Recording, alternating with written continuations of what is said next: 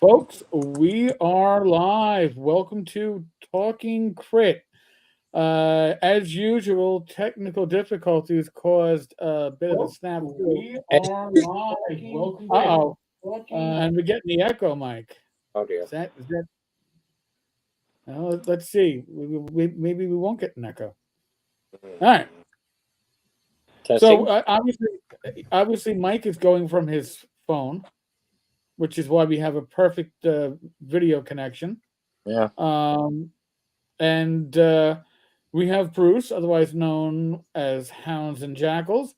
Bruce has a very interesting Kickstarter that we're going to be talking about.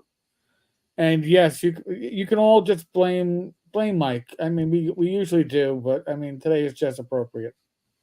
Look at that beautiful face. So, all right, I guess I'm ready. All right, well, there we go. Yeah, let's so now I'm going to actually bring up your Kickstarter onto the screen, Bruce, because your Kickstarter is system agnostic, yet you're also 5e OSR.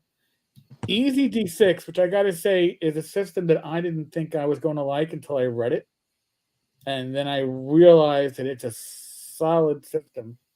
And of course, Shadow Dark, which Shadow Dark won the North Texas Three Castles Award this year, which was damn cool. That's a design an award. Actually, it's the judges are classic judges from the TSR era. You know, so Mike would be better telling you who the judges were this year. Mike, who were they? Well, this year we had Alan Hammock,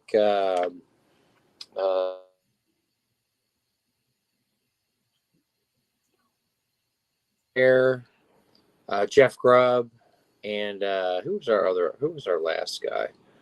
I can't remember after that, but I mean, yeah, these are all classic TSR era designer, editor, writer guys that they can usually spot a good design. Let's put it that way. Yeah, no, the competition was pretty stiff this year too. They had some very good stuff. So, Bruce, with your Kickstarter, I got to ask this question because I find it interesting. I personally like system agnostic stuff, especially when it comes to settings. I think that system agnostic adventures are a little bit harder to, I think, sell, but system agnostic for a setting is usually, from my experience, an easier fit for many people. How are you finding writing a system agnostic setting to be? Well, I'm finding it very easy because I usually end up, when I'm designing a lot of different things, not worrying about any of the mechanics. It's more about getting all the elements in place and then worrying about the mechanics afterwards. And the reason I went also system agnostic too, why I find it is there's so many games coming out constantly now. Everywhere. Every time I turn around, there's a new system popping out. I said, well, I want to make stuff that could be useful for many people in the community versus it just being for one thing. And I do believe a lot of materials, even the old school stuff that I love, when you just look at the elements of it, it's all kind of like easily ported back and forth if you're doing things in the kind of mindset of what are the core narrative elements, core game situation things, and bring it back and forth. Because I used to take things like from Gamma World and flip it into D&D, take D&D and flip it into Gamma World. I mean, it was like easy porting. And so, again, like you said, Easy D6, for example, that was a nice eye-opener to remind me of certain things. Like if you boil down things to be streamlined, because I think Easy D6 is not a systems light system. I think it's a streamlined system, just like Shadow Dark is a streamlined system. It's like, can we get to the good nuggets, and people with a lot of like background experience running games can go, okay, this is good. I can just go with this. So building, it just made me think system agnostic or system neutral seems to be the way to go. And then just illustrating it by putting in examples like, this is how it looked for EZD6. This is what it'll look like for Shadow Dark. Different examples to also help people go, yeah, this is not so bad. And just get into that more spirit about trying different games and seeing what they like. So folks, listen, there's a shortened link on the bottom of the screen, 10 cards, there's tavern.game/Mystmoor. That'll take you right to the Kickstarter. I'll also add that to the chat, because I know people will complain that they don't have an easy link to click on. I know, typing bad, folks, typing bad. So let me on my side, the art, it's a small project. When I say small, you're not asking for 10, 15K in funding. Yet you've got some very nice art, and you make the point that there's no AI in this project. Nope. Zero. So, one of the conversations that's going on right now, I think we got Jim. One of the conversations that's been going on, we even had some of it at North Texas this year, is the whole Adobe licensing change, and that Adobe is going to be basically accessing the work of creatives that use Adobe to power their AI. And there's some talk that would actually be allowable by Kickstarter because it's licensed through Adobe. But I'm happy to see that you're not using AI. I don't have a huge issue on it, except for the fact that I have a lot of artist friends, and AI is certainly something that will affect that aspect. Hey Jim, you're right now hidden behind all the chat, so hold on. Let me swap you with me. Everybody knows my ugly face. That's all right. I've got a face for radio. I think we all know that. Yes. Well, oldie but goodies. So now, you're I show up and I scare Mike away. No. Mike has been having, as you well know, right? Mike has been having technical difficulties, and I'm not talking about Mike himself. I'm talking about his equipment. Mike's personal technical difficulties are another issue. This sounds like a very personal problem we should not be. Oh, it's extremely personal. Oh no. Well, I was just taking a look for my AirPods. It would have made this a little easier, but of course, the one time, and I need my AirPods like 3 times a year. This is one of them. So they're in that secret place that AirPods go when they hide from you. So, hello, Jim. How are you doing? I'm okay. I just got off the phone with my son. All the shenanigans that happened over the weekend. Jim, your volume is low. Man, Bruce, they're going. Let's talk about Mystmoor. Bruce is like, what kind of circus is this here? Good Lord! It's technical madness night. Yeah, that's all. Yeah, it's because it's the AIs getting angry at this project. I don't know, or is it a full moon? There you go. So, yeah, Don. Yeah, Jim's audio is certainly low. I just tried to mic boost, and we'll see what happens. Try that again. Can you hear me? You come in and then you fade out. Yeah. All right. Let me log out and I'll try it again. Give me a second. A professional show here, folks. Like you said on last night's live when we were guesting. Don't expect professionalism from. Yeah, Ryan, you remember how professional Ryan was, and then we get this circus here. This is sad. Hey, I wanted to ask you a couple things, Bruce. So I thought it was really interesting. I was looking at the product, and you have a very old school aesthetic here. I mean, like the art. It looked like something that could come out in 1984. Seriously, which is good. I'm talking about a good way. That's what I like out of products. Is that something deliberate, or is that just like, well, we're just gonna, we're gonna be cost efficient here, and we're not gonna make things really slick. I mean, because I assume it's deliberate. Well, it's interesting, when you call it slick, like the AI art and all that. I can't stand it. I used to like it when it first came out, till I realized I can spot AI art everywhere. It just looks.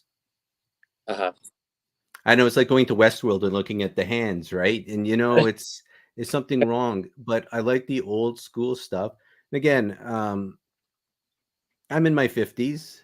I got the first little box set of Dungeons and Dragons, probably like late 70s. Been playing it ever since. So I went through all that, and I love the old school stuff. I mean, I got B1 instead of B2 in the box set I had. And, Nice. you know, I've always loved the old black and white things. I mean, there are some color things that are going to be part of the project more for covers. But to me, it's not that I'm going less expensive, because it still costs a heck of a lot to get all these people to draw these things. And I tell you, it's a fascinating thing trying to find artists that you can work with. And once you find them, I just stick with them because they're very hard. There's a lot of artists pretending to be artists who are actually using AI but claim they're not. It's a very fascinating time. But to me, I do want to replicate as much as I can. My love, this project is pretty much a labor of love. Oh, I hear an echo. Sorry. Yeah. But yeah, so if you see a lot of things, it's like all the stuff that influenced me growing up is in this game. All right, That's why the art looks that way. So when you say you see the 1980s, yep, it's intentional. Well, I like this products, and so I like I said, I was looking at the Kickstarter page. I was like, man, this looks like something that I would have loved. Like I said, in 1984. This looks awesome. This looks like something definitely from that aesthetic and that time period. So, so kudos to you for kind of hitting that nail on the head or hitting that sweet spot. Thank you. Let me try now. Can you hear me now? Yeah. Yes. Ooh. Yes. Mm. Oh, there's the Jim Kitchen. So Bruce, talking about artists, it's very interesting. I'm watching a lot of creatives really wrestle with what AI can do and what AI can't do. And I don't think we have AI that can produce art that mimics certain styles. I think we are seeing a lot of AI that can mimic what I would call portraiture and some sort of landscapes.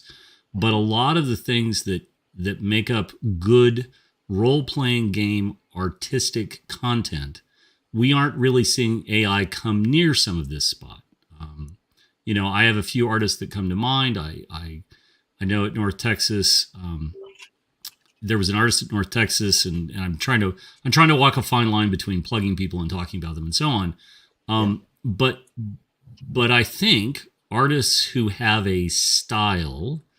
Let's talk about Jeff D. Jeff D was there, and Jeff D has a very recognizable, clean style of artwork. I think Jeff's style is probably easier for AI to mimic than it is for somebody like Doug Kovacs. Now Doug Kovacs is probably in the middle ground. I think AI would tackle taking a look at Doug's paintings and try to figure some of this out. When do you as a creative think that there's going to be some time down the future where you have to say to yourself, I need to actually begin thinking about possibly moving away from 100% artist only to maybe dabbling in some other pieces of that? You're the first person that we've had on the show that's engaged this or had this conversation. I think most of the people that we've talked about, honestly, it hasn't really come up that much. Go ahead. For me, when it's ethical, but that's just me. When I know that the scraping and everything is being done, that it's not being sort of robbed by the creatives, that the creators are getting the Napster thing that went into whatever. It's like, okay, is everyone getting like a percentage, and everyone's getting some sort of thing like, yeah, my name's part of this particular AI platform. So every time that pops up, I get a cent or whatever. Then I might start considering using it. But until that point in time, I don't want to use it because I feel it somehow. And I think that's a really great idea. I'm sorry. I think that's a great declination, right? Mm-hmm. I think we can all look at it as a tool, but it's a tool where we don't know if it's going to be a hammer, a screwdriver, a chainsaw, a table saw, a pruner. We have no idea what the tool is going to be yet. And just like in the early days of how commerce on the internet Mhm. You know, there used to be a thing in server licenses called client access licenses, and there used to be a processor license, and you used to actually have to pay for every processor that touched the internet that you were doing your e-commerce on.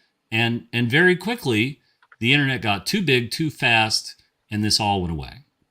And so we're an industry that's 50 years old, and in some ways we've seen a lot of growth around artists' rights, around how artists should be compensated for.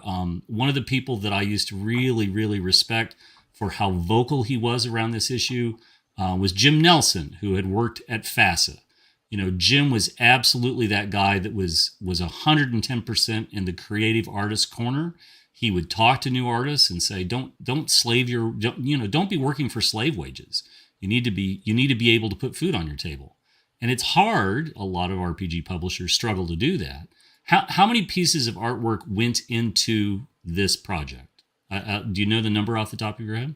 No, but it's at least a few hundred. But Right. let me just point something out, because I'm a little bit atypical. Then there's a reason this project might be a little bit oddball. I'm not doing it for money. I am not necessarily doing it as a company. I'm someone who's been in the hobby for decades, working with Chaosium and other things for years because I love it. And I just happen to be fortunate enough to have day jobs that allow me to, make money and all that, but have time to do this. One of my goals, again, as the Hounds and Jackals kind of banner, is I always try to put mental health awareness into everything. I'm a psychiatrist and I deal with a lot of veterans and first responders and all sorts of stuff for many decades. And even when I was working with Chaosium, I was one of the people who helped kind of make sure that we got rid of stigma out of some of the sanity system. And then I wrote some stuff for that. And even Mystmoor, you can even look there. There's sanity stuff and mental health stuff woven in here too, because that's part of the way I like to do things. So when I'm getting all this art and, why is my prices too for all the tiers that they are? I just want people, again, you have to have some value, like, don't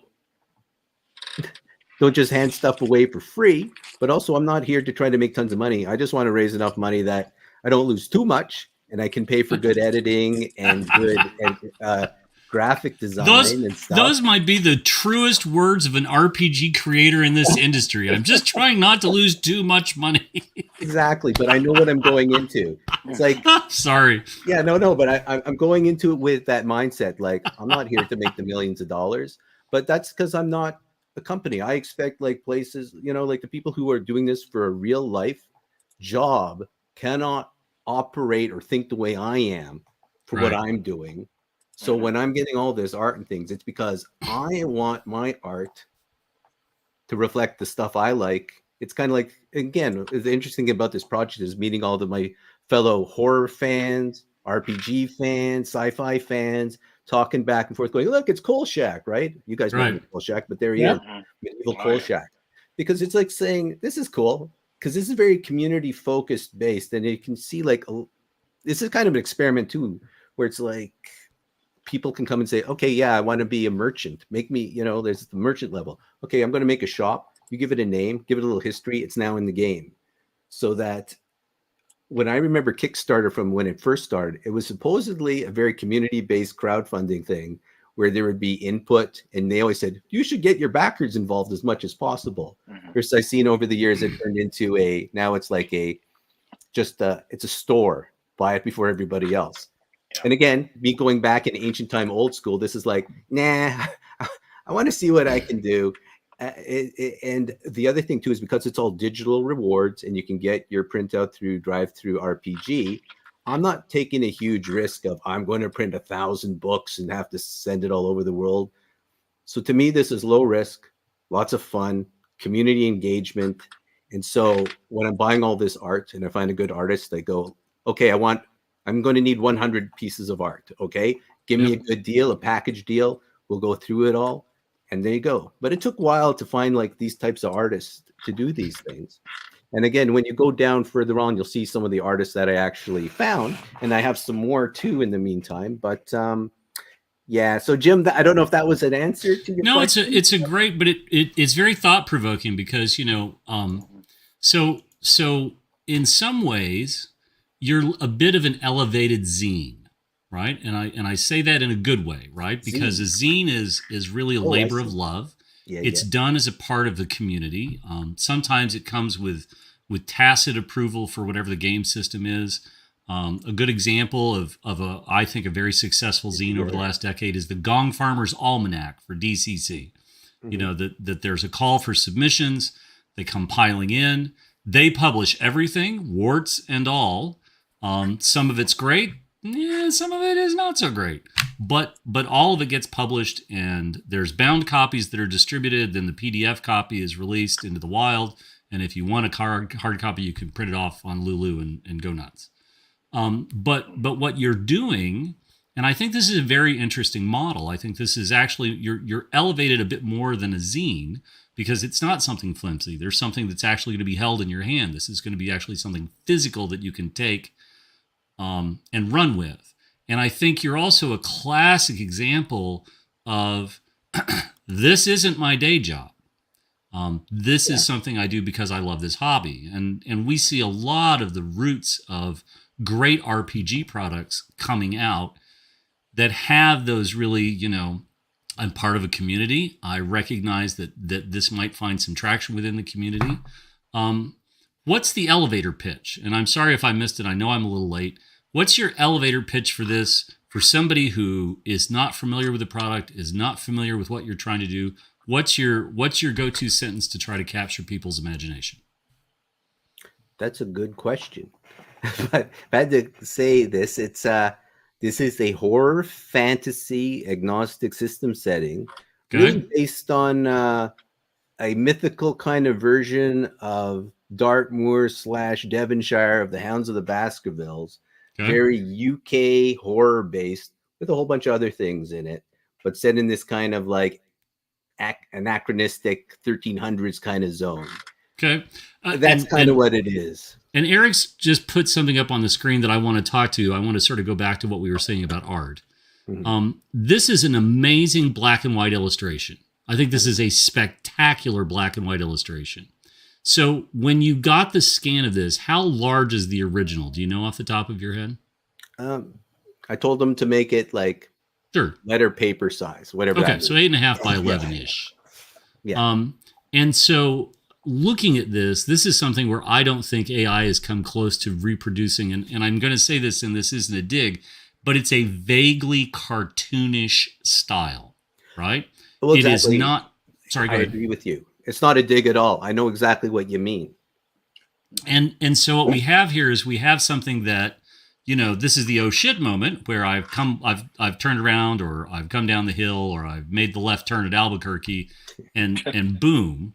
But this is not the kind of thing that I see AI doing. And in fact, I saw one of Baen's most successful science fiction authors has now got a Substack going where if you want to see his work early, you can join the Substack and you get to see chapters and you get to provide feedback. But one of the most interesting things is somebody's playing around with one of the AI art generators and they're generating images of the characters, but they all look like they're coming through the same bluntly Chinese AI model where all the characters look like somebody either drawn by Art Germ or one of a half a dozen other prominent Asian artists, mostly digital. Mm-hmm. And you can tell that that's who they're scraping. You can tell that these are the people that they're scraping. And so when I see something like that piece of artwork, or I see Mrs. Marple here, who has clearly got mouths and cannot stop screaming. Just to tell you, so that Ramsey Campbell doesn't get angry at you. I know. That's Ramsey Campbell, the famous Cthulhu author. He gave me permission, because again, this community say, hey, Ramsey, I love your stuff. I'm a Cthulhu fan. Can I throw you Golanak and everyone? I said, sure. So I'm going to make you a character. So now he's like an NPC Eldritch in the community. Back it up a second. Okay, I didn't see that paragraph. Back it up. You were just chatting with Ramsey Campbell. I know. No shit. That's like the shooter statement of shooter statements. one of my horror idols of all time. Oh my I God! mean, Hold on one love second. his I'll be right back. Okay. Are you going to get a Yagolanak or something? Okay. Everyone's got to get the Yagolanak. Well, yeah. I mean, I remember reading his mythos stories when I was. I mean, and his horror is just exceptional, especially short horror. Absolutely exceptional. If you haven't read Ramsey Campbell, yeah, you're in for a treat because he has a lot of stuff published at this point. But yeah, I will say that's pretty there's cool. in Mystmoor there's 3 of his entities are kicking around. That is a name drop, sir. To be able to just drop that name, they're like, yeah, I called Ramsey one day, and we were just chatting, and I wanted to work him into the story. That's the thing about being in the Cthulhu mythos field for a long time and writing stuff, and through Chaosium and all that, he had Goatswood come out. Yeah, that's right. And things and which I had. yeah. So, and again, this is the other thing about nice people like Ramsey Campbell, who's on Facebook. You can just reach out and say hello. Hey, Hold on. yes. Okay, I think I'm going to start reaching out and saying hello to Ramsey Campbell this week. I need to put that on my Hey, list. say hi. So I grabbed the There you Lumley go. book, but I also have Ramsey Campbell's first book. I grabbed the wrong book in my attempt to be here or to get back in a hurry. And I think that's a great point, right? Like, there's a lot of Gothic horror from England that a lot of the North American audience, the wider North American audience, is unfamiliar with. I'm a big fan of a lot of the authors that Arkham House brought over. Basil Copper. I don't think Basil Copper gets enough credit. Absolutely, yeah, Basil Copper, yes. Really and truly, Game of Necropolis, Thrones, House of the Wolf. Those are 2 seminal publications from Arkham House. But they're certainly great pieces to sort of set the stage. And I would really recommend anybody watching this, anybody interested in Mystmoor, look up Basil Copper. Sorry. For sure. And M.R. James is huge in Mystmoor as well, by the way. He's all over the place. A lot of his stories have been blended in. M.R. James is kind of overlooked too, late 19th century guy. But man, some of his stuff is horrific. You read some of the monsters he includes in his stories, and it kind of trundles along like an old school ghost story for a while, and you're getting comfortable. And then he throws some of those just disturbing monsters in there. You're like, oh my God, that's yes. Yeah, like Count Magnus, where he has his little servant who rips people's faces off. Yes, you got some really good sources you're going to there. You are dropping all the right names for Jim and I, absolutely. But I just backed your project, by the way, because when you said Ramsey Campbell and Basil Copper and M.R. James, I'm like, boop, got it. Yeah, I'm all there. So yeah, that you're dropping the right names. And here's more a 70s reference, because this is one of my childhood TV shows that I think impacted me the most. If you guys recognize it, or maybe not. Oh, the Night Stalker, right? Exactly, the Night Stalker. Yeah. Oh, Carl Kolchak. But now they're all been medievalized-ish. Oh, how funny! That's great. So they actually exist. They're part of the Chronicle. The whole newspaper crew. The whole crew's there. But if it's supposed to also have these elements of Gothic horror, tell me you have at least one picture of a castle in the background with a woman in a long nightgown running, looking over her shoulder in the classic awful style. Tell me there's at least one picture there. No, but I can't tell you where it happens because it is an adventure module that will be coming out. But there is a nice Gothic one with a werewolf holding the woman with a bunch of people with pitchforks all around, done in that style.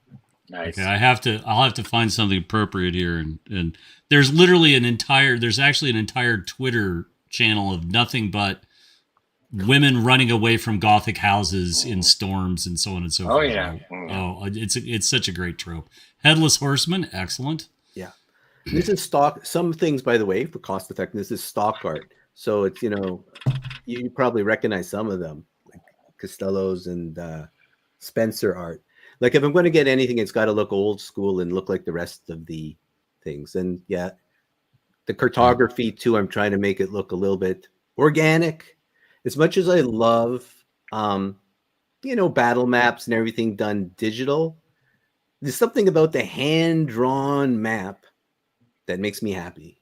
Well, and that was David Sutherland's. David Sutherland realized very quickly that he was outclassed as an artist at TSR once you had folks like Earl Otis and Parkinson and Elmore and everybody else started rolling in, Mm-hmm. which is why when they did Ravenloft, he transitioned into cartography. That's what he really, really enjoyed. And that great Ravenloft isometric map was all Sutherland. You know, it was what he considered to be, as much as people always talk about the DM's guide, he really, really, really, really felt that his magnum opus was the Ravenloft map. And so isometric maps go with horror so well because, again, it gives you, instead of that terrible top-down perspective, it does give you that perspective, what's actually lurking over your shoulder, what might be creeping around the corner, as it were.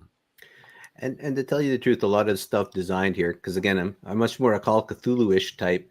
A lot of it I play is all theater of the mind. Yeah, there's pictures and stuff, but I never worry too much about 10-foot squares and all that for a lot of these things. I know some people do, but that's why the types of maps I have are more conceptual and spatial for knowing where you were at, but not getting bogged down into the details, which is why I like Easy D6 and things like that. Yeah.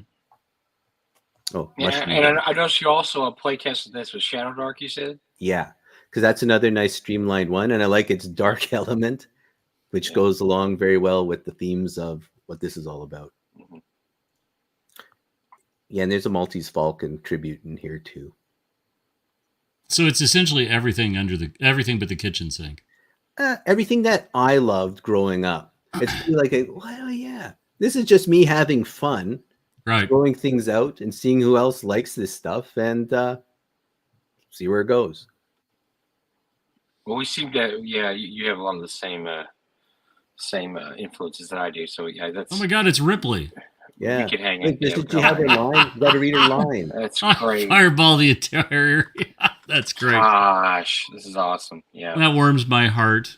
Now, yeah, and this is what when I look at this art here, like I said, this is why I'm going back to 1984. This is some great stuff. This is very much catches that zeitgeist of we're not going to be too slick. There was a time. So when you had the first order TSR artists, they were just trying to get guys that knew how to draw because some of the OD&D box set artists were awful.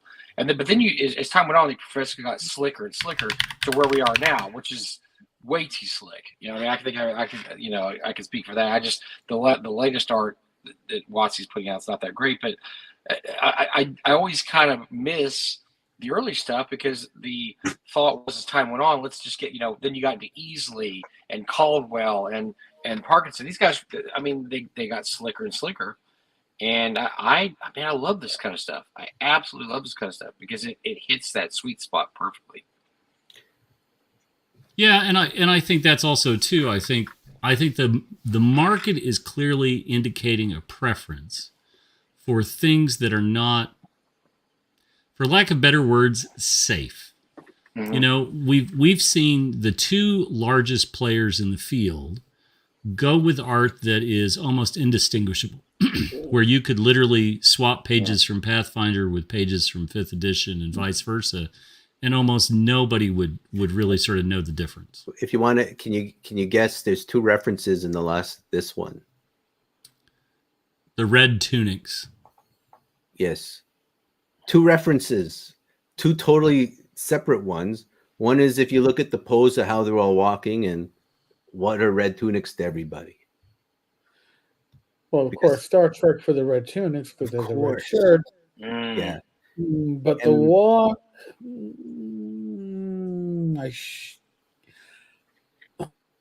if I played Little Green Bag. Okay, no Tarantino fans out there. Oh, Reservoir Dogs? You got a Reservoir Dogs walking around. There you go. Basically, too, a lot of the art and things, I try to throw in lots of Easter eggs. If people ever spot it, go, huh, That's great. Now, when you describe this to the artist, do you ever have to go and they go, "What's Reservoir Dogs?" Or they like, "Yeah, man, but this is awesome." When I send them, I have it's an entire mood board. I actually take every element I want, and I'll actually cut and paste it all onto a PowerPoint about this is what I'm trying to get. And then I throw every image into it, and then I send it to them, and then go back and forth till they understand. Very cool. Oh, and Yeah, that she's from Ghost Story. If anyone remembers that 1983 film. Oh, Oh. yeah, But- based off the Straw book. That's a great movie. That's But a Alex Peter Keys, I always Straub liked book her, that is you know? terrifying. Yeah. Absolutely Yeah, it's terrifying. Good book, and good movie too. And yes, there's actually a soundtrack album that goes along with this too for Oh those my who God. want it. Oh dear, this has way too many cool things in it. She, of course, is from Cat People, the 1942 version. Ah, Nice. Bogey. yeah. So when I looked at the written description, he says it's based on kind of a West Reach March play style. Mm-hmm. So this is more of a setting than a so-called adventure, right? This is a It's a setting, but I am writing adventures too. Like there's lots of plot hooks and things, and like the Murder on the Mist, that boat one, you know, it's something you can drop in. But the thing is, to me, it could be like episodic, like Hammer House of Horror. You can play one adventure. Does it really have to like go to another continuous players, or just make some new characters and try another adventure? They can be all hooked together. I'm going to put in some plot points like the Sirens of Mystmoor, these balladeers and stuff. They can talk about other people's stories and players to bring it all together. The ghosts of dead adventures can pass on information to new ones. So it's kind of like just thinking like, yeah, you don't have to spend 10 years trying to get from level 1 to 10. Who cares about that? Nobody has time for that anymore. At least I don't. When I was a kid, I could. But, you know, nowadays it's like, let's get together for 4 hours, maybe do a 2-parter. And that's how I'm picturing again, how I think most of us have time for these things. So that's why I was thinking, yeah, make it more modular. Mm-hmm. Take what you want. Like I'd rather people just pillage whatever's in here and say, I'm just going to take it and play with it anyways. Exactly. I'm gonna say that's great because you can just drop bits and pieces of it in. You don't have to sit there. Okay, you got to run. You got to run this whole thing, and you got to get to the cool part, which is the last adventure of 7 adventures. No. You don't. I'll tell you how this all came about too. It's funny. I was finishing off Assignment Danger Stuff, which is an EZD6 espionage thing, and I just needed a break. And I saw a video. I think it was Seth, who always does those wonderful reviews talking about tombs. The Tomb of Horrors. I said, I'm going to do the Crypt of Terrors for EZD6. And I started off as a joke, and then it grew into like a whole tribute to Richard Matheson. I don't know if you guys know Richard Matheson. Yep. Oh, yeah. Okay, he's one of my heroes. Yeah, I love him too. It was the Crypt of Terrors was basically now Hell House. But now it's like, okay, now someone has to send them there. So that means I need a citadel. And then it started growing out. And then the whole land started forming and saying, where am I going to put this? And oh yeah, let's do Hound of the Baskervilles. I love that. And then it blew out of proportion like usual with my ADHD mind kind of like rolling all over the place.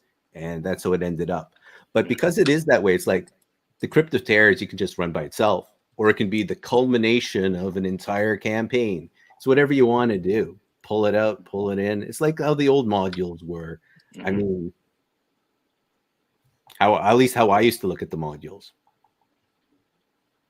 Well, yeah, they were sources to tear apart and make your own. All right. Oh, and there's the guy from Trilogy of Terror, if you can spot him.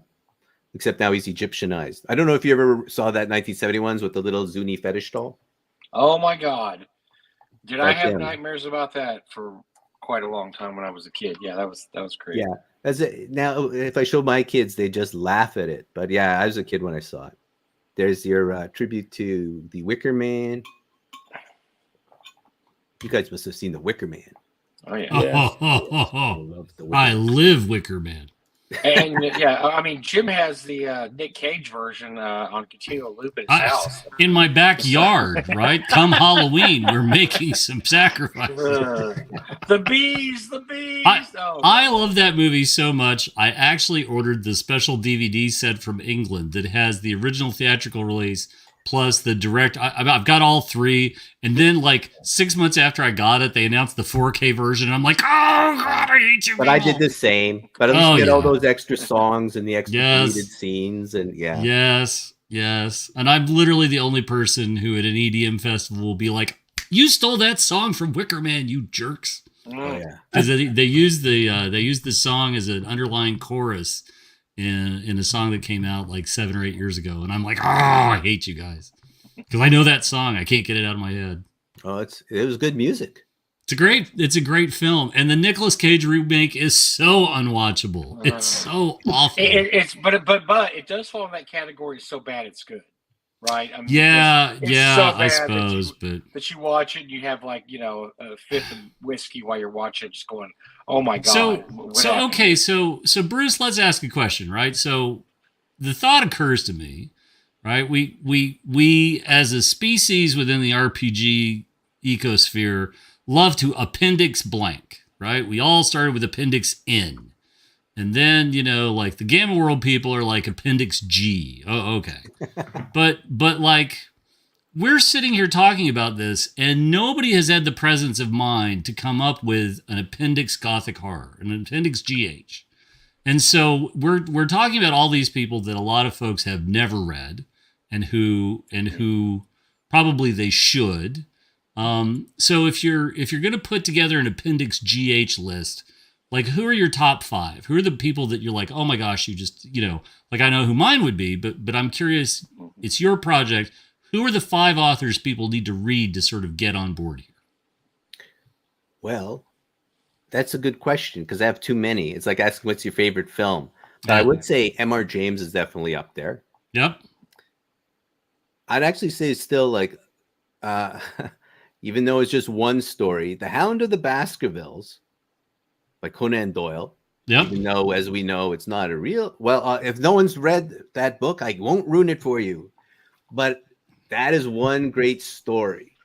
It's unlike every other Sherlock story. It's really awesome. It actually absolutely is unlike any other Sherlock Holmes story, which is really cool. Well, and so Carl Edward Wagner's Styx. Mm-hmm. Oh yeah, he wrote a lot of amazing fiction. Well, but Jim, go ahead. I would say that Carl Edward Wagner was a huge studier of classic horror, and he actually did make a 50 greatest horrors or 20 or 5 or 50 greatest horror stories, and he's got some really obscure, cool stuff on there too. Which I've looked. I went through that list and looked for it for years. I was a huge horror fan. But yeah, he's a good writer too. I mean, his Kane series is great, but his short story horror are excellent, and Styx is one of them. Actually, won the World Fantasy Award. It's really good. But yeah, his short fiction is really good. Yes. I mean, I'm sorry we derailed because he's American, but really and truly, if we're going to put together the appendix GH list, he's on one of my favorite authors too. But I don't know what you call him, Gothic. But Richard Matheson.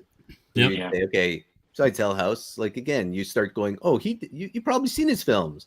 When you see like, oh, Omega Man, do that's really about I Am Legend? And there's like 3 versions of it, and all the Night of the Living Dead is based on it too. And I mean, all the Twilight Zone episodes, and I mean, I can go on and on about him, but he's one of those authors that Stephen King said was one of his #1 inspirations for horror. And yet hardly anyone knows about him. Like you're saying, like there's lots of amazing writers out there that people don't seem to know about anymore. Well, and I think the biggest problem that the thing that we face and the problem that we face is, I grew up in a library. I just literally grew up in a library and I kept reading all this stuff over and over again. I could track stuff down, interlibrary loans and so on. But the problem is that libraries suffer from who the librarian is. And the library that I grew up in, we had a librarian who was really willing to let things go wide. There was a lot of room, and they never felt compelled to simply clear out the stacks. Even if a book was only being checked out once every 5 or 6 years, it was still being checked out once every 5 or 6 years. And God love his heart, he never felt the need to just clear out the shelves. And then we got to a point in this country where librarians began sort of, I want to say, proactively curating. And so they were not only taking books out that weren't being checked out enough, but then they began sort of dabbling, and you get into preference and you get into I won't say bias. Bias isn't the right word, but there are a lot of artists, there are a lot of writers, excuse me. There's a lot of writers whose books fell by the wayside. A lot of times you can go into a science fiction or fantasy, or if your library has it, a horror section, and you might find one bitter survivor. Like you might find the fourth book in a series or the third book in a series because the others have already been culled, but for whatever reason, this one did get ticked off to get rid of. Brian Lumley, and again, I grabbed the wrong book, but Brian Lumley's Necroscope books, which there may be too many of them. I'm not going to say that out loud, but there may be too many of them.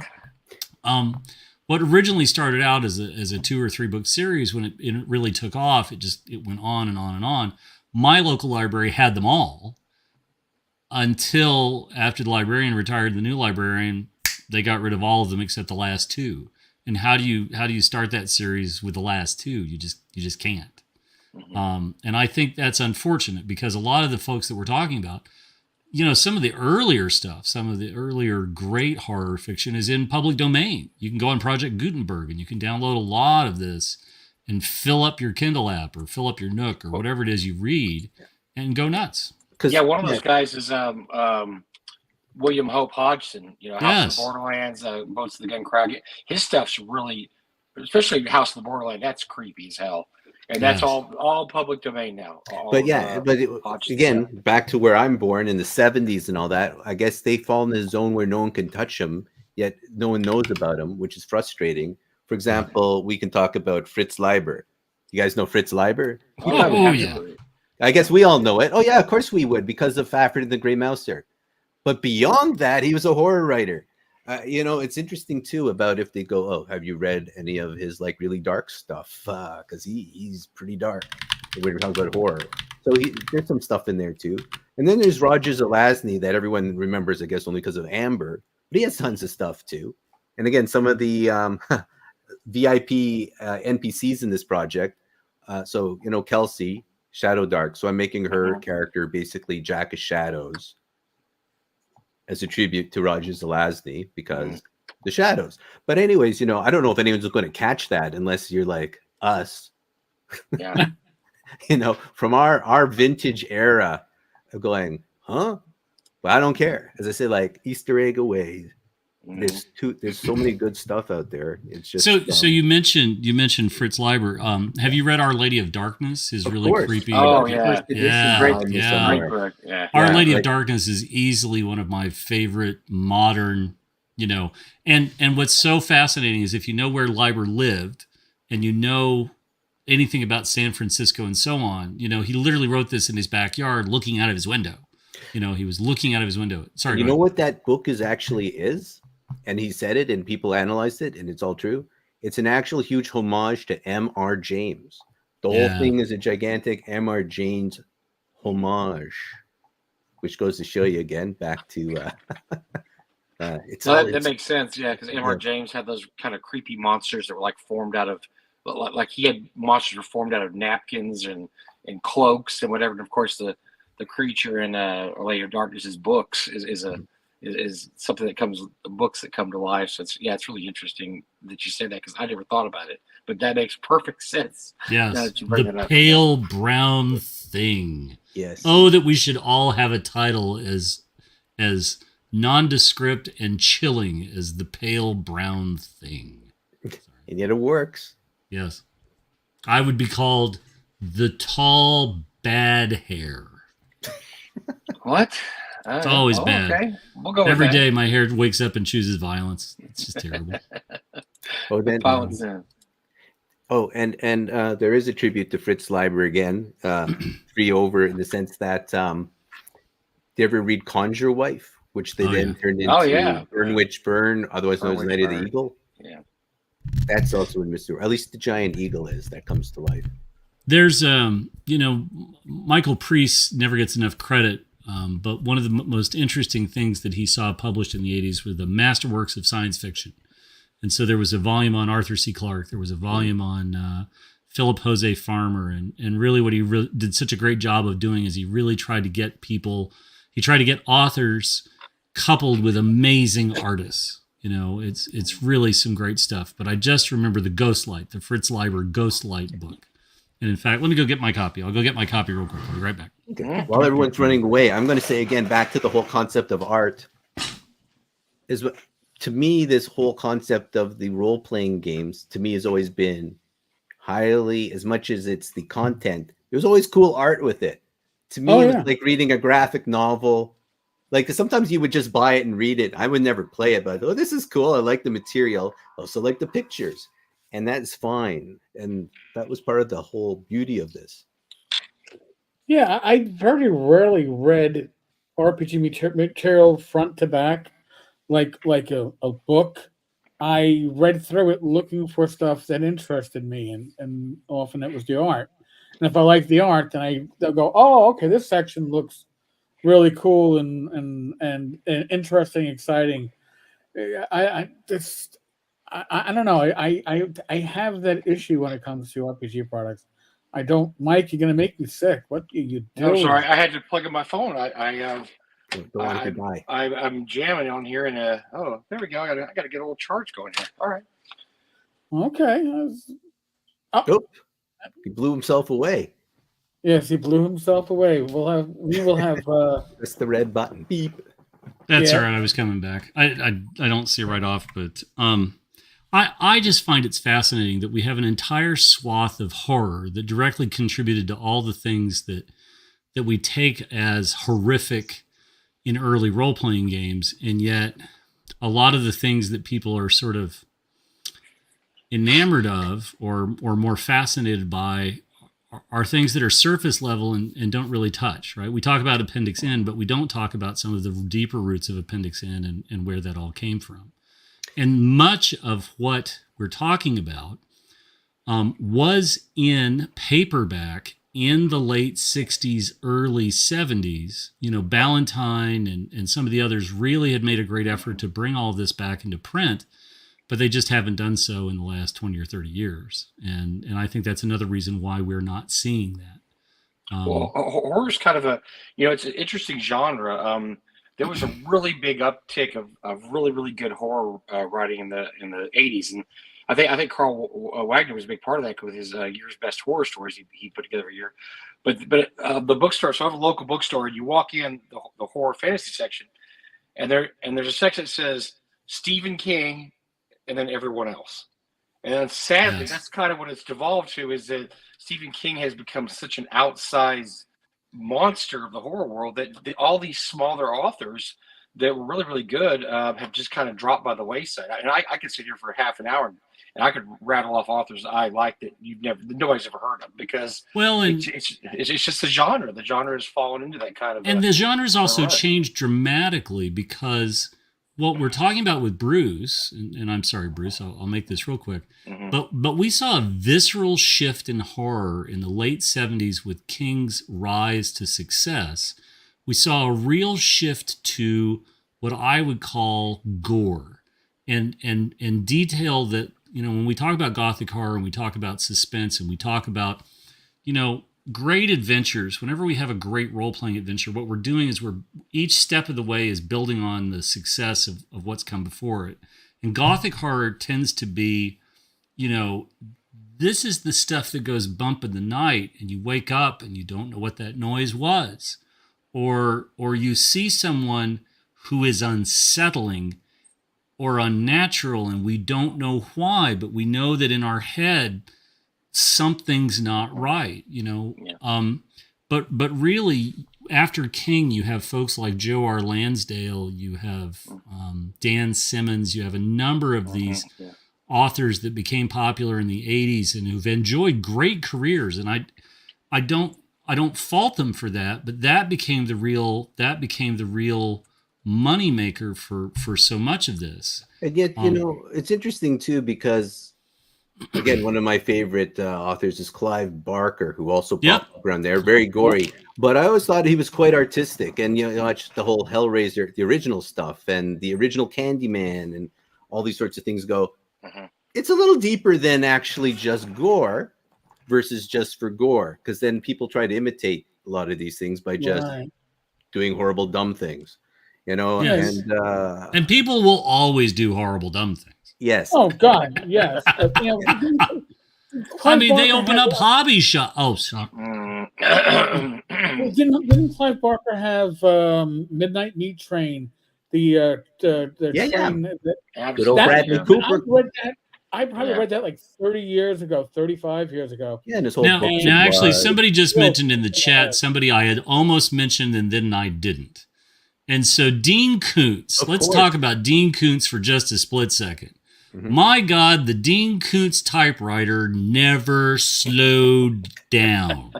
The Dean Koontz typewriter.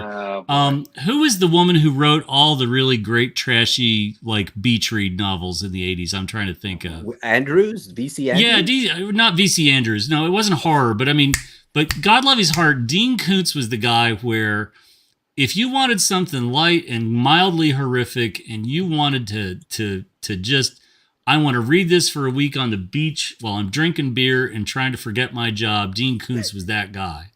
But every once in a while, he would whip up something like Phantoms. And holy shit, that's a movie and novel. Like, the novel's infinitely creepier than the movie. But my God, that's one where you're always looking over your shoulder and looking at the sink, and I'm going to put the cork in the sink. And Anne Rice, I disagree. I would disagree that Anne Rice is, again, like, she wasn't sparkly vampires, but where Interview with the Vampire stood alone for a long time, her agent finally convinced her, you know, you got to write a sequel. She wrote Vampire Lestat. She wrote Lestat after she had seen Sting and sort of lifted a lot of Sting into Lestat. And then it begat, and my wife and I were just talking about this last week. There's the new TV show version of Vampire, Interview with the Vampire. And she has actually read more of them than me, and she couldn't get through the whole series because it just got crushed under its own weight. Somebody just put up T.E.D. Klein. Yes. I want to give you, whoever said that. It's you, Matt. He's one of my favorite authors. He only wrote 2 books, and then he vanished into the mist. Well, he didn't vanish. So he didn't totally vanish. He had writer's block. Writer's block, and it lasted for like, 15, 20 years, but he's writing again. It took him. He literally had writer's block, but he wrote The Ceremonies, which is a fantastic Lovecraftian pastiche novel. And his short stories are all good. Every short story he wrote. So he basically has 2 books. He has a book of short stories and The Ceremonies. Look those up. Cthulhu Adventures from 20 years ago in Unseen Masters. There's a little bit of Nightleman's God hidden into the second. Oh, cool. Well, he's well worth looking up, but he is writing again, Bruce. I saw a couple of his stories appeared last year, but he it's one of those cases where it's so tragic. He literally had about 20 years of writer block, and he turned to editing. He started editing instead because he just couldn't write anymore. But his stuff. Twilight Zone magazine way back. Yep, and his stuff's creepy as all get out too. So that's what I definitely enjoy him. But like we were saying, there's a lot of guys here that most people probably have never heard of because Stephen King has been and Dean Koontz is another one. I mean, they've been such outsized influences on the hobby that everybody else is just kind of shoved away. And I've heard and I've read in fanzines that horror writers really can't make a living anymore. If you're not Stephen King or Koontz or one of those guys, you just can't make a living. There's no more fanzines that publish a lot of short horror fiction. I mean, there's not enough to really make a living off of. And unless you have that hit book that really just catches on, you're just not going to make it in the horror industry. It's really sad, but there's some good writers out there. And I can't wait to get this game now. I'm really interested in this game because we seem to be very simpatico about all the same influences. So I wish you a lot of luck with this. This looks like it's going to be really, really cool. And hopefully you'll continue in the same vein as this for a while. And publish more stuff. I have a few different books that'll come out after, like more scenario books, like The Crypt of Terrors. There's the Eagle of Ashcroft Hall, which is, but there's another one, Hungry Jack, which has Ugolinak in it. And there's a few different scenario books, like, plug and play. You can build it however you want. And I'm just going to have some fun with it for a while because it seems people like it. So Mhm. There you go. Well, that's why you got to get. Look, anybody that's getting in the RPG industry, as we said earlier, to make fat stacks is oh dear. I'm gonna have to break the news to you. It's probably there's like 5 people in the whole industry that make any money, and everybody else is just doing it for the love of the game. So that's a great attitude to have, Bruce. I think you're on the right track there. Just do what makes you happy, and something that's going to something that's going to make other people happy too, and that's really all you can look at. And so Bruce, is there going to be a master list of all the call outs in the book, of all the references? I was thinking of it, and then I was wondering if I should leave it as like, I might put it somewhere, but I won't say where they are.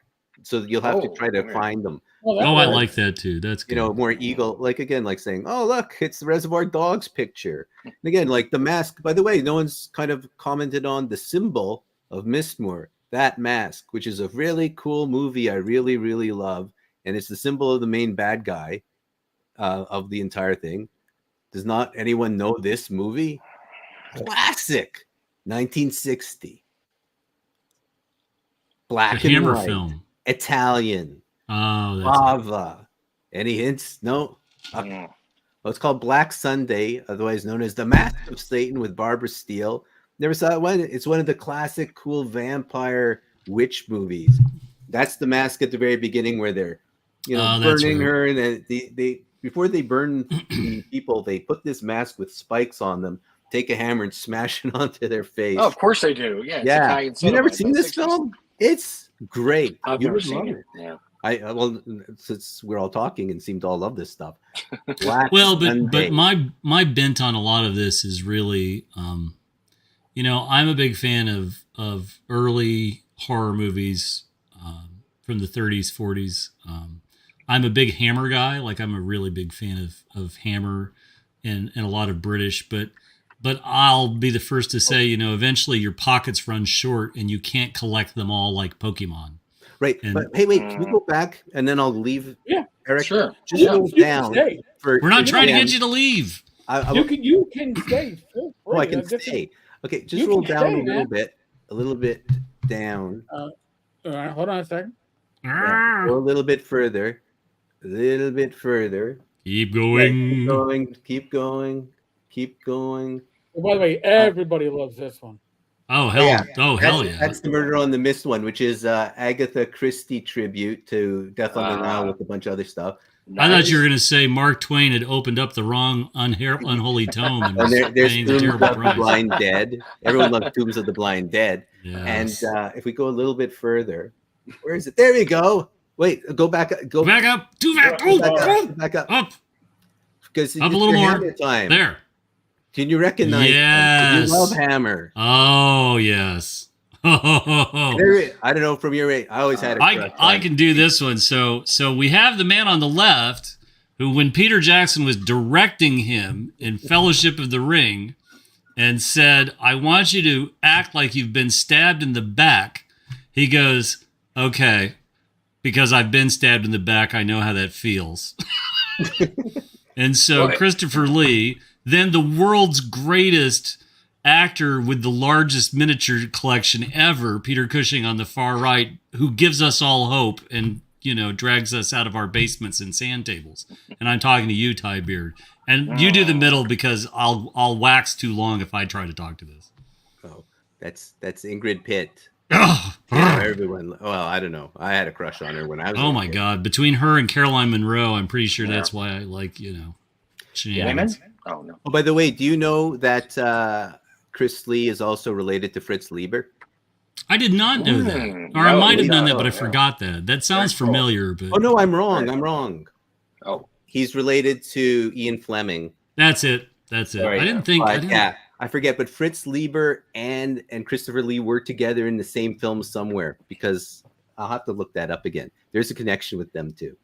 Oh wow. But yes, Ingrid Pitt. But yeah, and there's a drawing of Carolyn Monroe in the as one of the NPCs as well. You got to have Carolyn Monroe. Okay, sorry, Eric. I just had to throw that when he said, "No, I love it." Hammer time. Hammer time. I gotta you think parachute pants? I think everything's shot around the same mansion in England. We cover a lot of Kickstarters on this channel. We really do. and there aren't that many that are as unique as yours, and certainly none that have the number of Easter eggs that yours have. Yeah, dude, I'm all in now after this discussion, because anybody that has the influences you have is A1 in my book, dude. I don't even know. You could be a puppy kicker in real life, and I don't know, but you like the right authors. So I just love, Bruce, that you managed. Everybody thinks we're all about hating WotC and fart jokes, and all we've done for the last 35, 40 minutes is talk about gothic horror writers, how much we love them, how much we think there should be an appendix list, and all we've done is just go on and on and on about all of this, and nobody would believe this if you told them. Mm-hmm. Well, it's on video. I mean, it's been captured. True, I believe. Yeah. We could show this at our any ceremony when we accept. That's right, which we will never get. For most professional live stream. Yeah. Oh, look, it's my empty shelves that will never have an any. Oh man. Well, thank you so much, Bruce. And the Kickstarter is already funded. That's the best part. So you're going to get your product if you go ahead and throw some money at it, and it's worth. Look, if you just want a copy of it. Oh my God, it's in Canadian. Everybody should fund this. Yes, you should fund this, folks, just because it's nothing more than the change in your pocket. Yes. Absolutely. For $15, you get a copy. So that would be Australian money in the dollars. It's in Canadian ringgit. Sorry, and I lived in Canada twice. I lived in Mississauga and I lived in Calgary. I get to make the joke. I'm in Toronto right now. No, Toronto. 73 cents to the dollar. Another bad year for the Leafs, Bruce. I'm so sorry. That's okay. I'm from Winnipeg originally, so there you go. Okay, well, go Jets, go. Yeah, Jets. All of our hopes are on Edmonton. We'll see how tonight goes. Oh boy, that's great, Bruce. This is awesome, really and truly. What a great project! What a great labor of love. More than anything else, this is just a treat. This has been such a treat. Yeah. Well, thank you very much. We'll have to bring you back in here when your next project comes, or maybe when you're fulfilling this project, because I don't care. Eric, whatever, Eric. But Jim and I could sit here and talk gothic horror for 2 hours and not even blink. It would be no problem with Bruce here, and it would not even tire us out one bit. So I'm pretty much willing to have a bonus session at this point. It's just Bruce, Mike, and I, and we'll spend like a Friday night and a couple of drinks, and we'll just spend 3 hours talking about all of our favorite movies and all of our favorite books. I'm all in for that. I'm happy to do it, but also maybe how you should consider how we would actually enhance it and putting it into actual gameplay, because to me that's the thing. One other thing I always loved about the whole concept of the TTRPG is having people go through the simulated experience of these stories. How would they have handled it and all that, because it's fun. Your adventure hook, right? So with what you were talking about, what your day-to-day life is, right? Think about this. Think about, we talked about how much we love The Wicker Man, right? What if you've got a patient who's suffering from PTSD because they chose a darker form of necromancy to survive in country? Mm-hmm. Sorry. Is this your hook? The adventure hooks write themselves. This mind never stops. I'm sorry. This is great. Yeah. So much fun. And now we have who stage whatever above me is Mr. Gary Oliver, who I have talked to a lot the last few days, because we have been doing our post-con sum up, and he's got numbers for us, and we're just going to do. So if you guys watched Rolling Bones last night with Ryan Howard, Eric and I did a short. I say short, but it was an hour and a half. Eric, it wasn't that short, I guess. No, we did it. We did a round short up for of us, everything. Mike. Short for us. Yeah. Well, I mean, I can talk about the. What's funny is we go from this really creative talk about really cool stuff to accounting. I mean, it's just not. There's not a good transition. Man, you managed to bring it back to gothic horror in a single word. The story of accountants with horror. Jesus, why don't you just take us to the darkest depths and go ahead and talk about actuarial services too, Gary?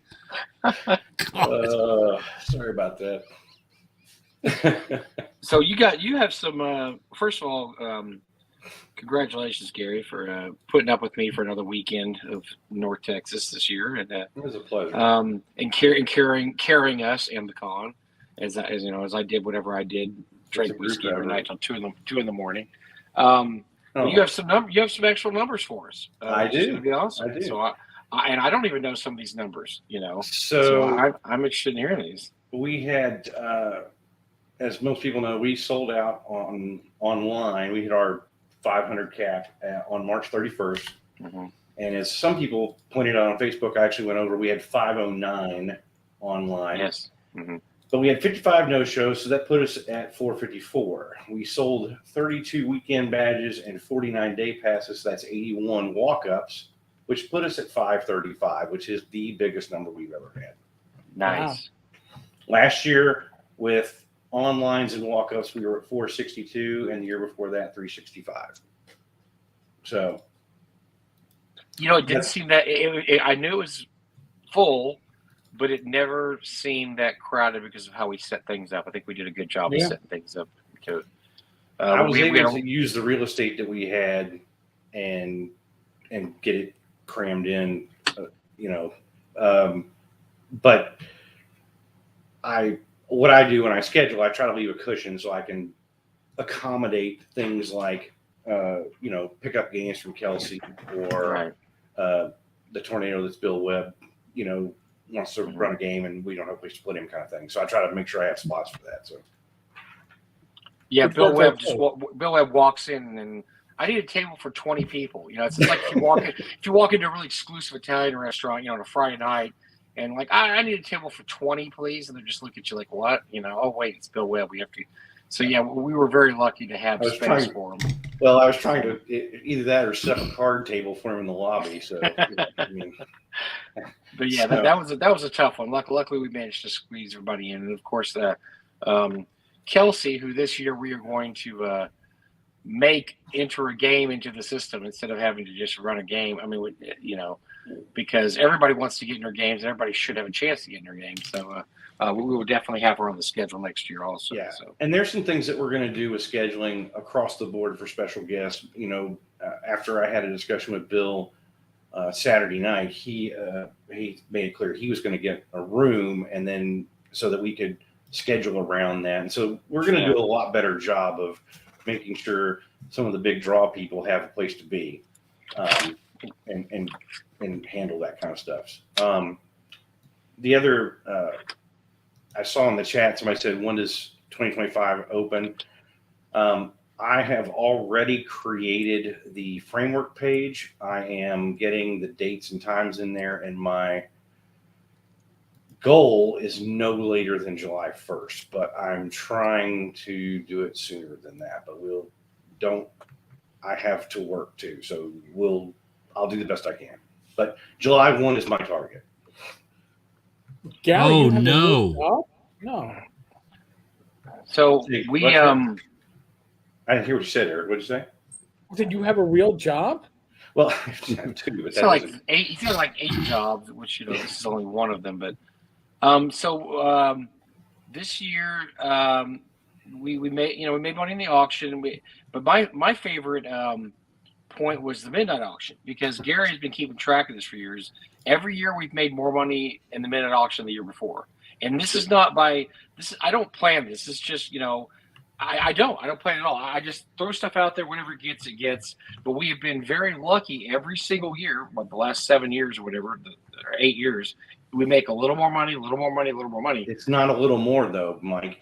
Wow. Okay. In the last 3 years in particular, it has been exponential. I mean, there were years the midnight auction made $600. Okay, I'm telling you right now, that goofy painting of me went for $600 this year. So, I mean, and by the way, Jim, I had to watch a video. I was so embarrassed and laughing so hard, I didn't actually hear your shtick while it was happening very well. But I watched the video and you did a fantastic job. He was sticking that shtick up. That shtick was My all. God. It was awesome. Best line of the whole thing. I was, think we should no talk matter about where you stand, it still looks at you.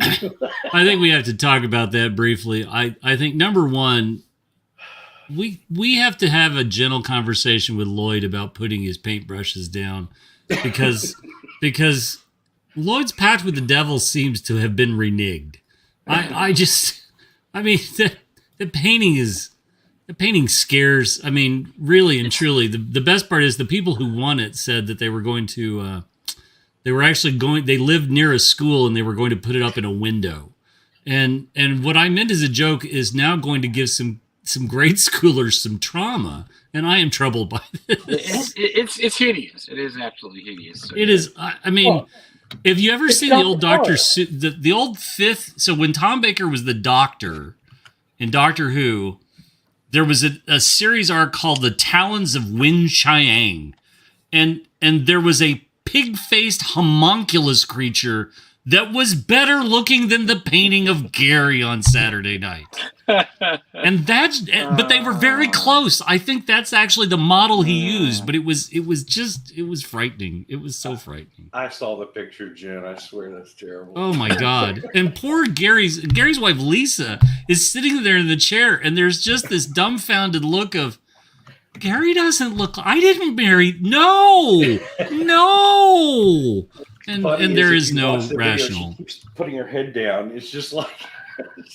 but we did. So I mean, who would have thought that, the last night of a convention, when everybody spends 3 hours getting loaded in the bar before midnight, that we'd actually make money on garbage. But, I don't know. For some reason that happens. And I was really, I've been very gratified that this crazy thing that I threw together years ago, because Doug just gave me a shot, and I was shocked that Doug said, yeah, go ahead and do that, has turned into this event, and that we're actually making money on it.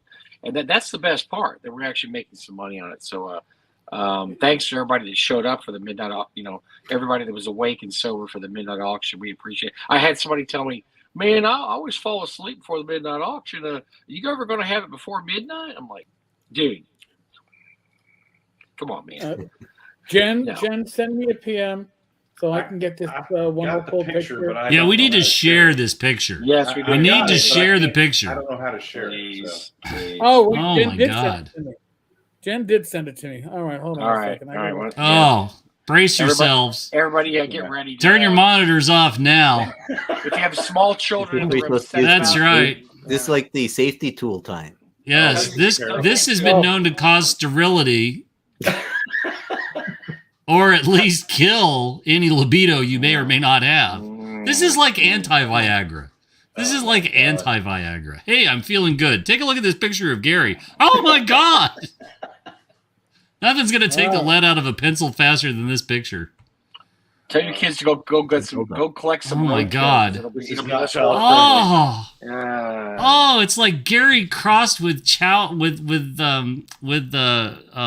dead North Korean ruler, Kim Jong-un.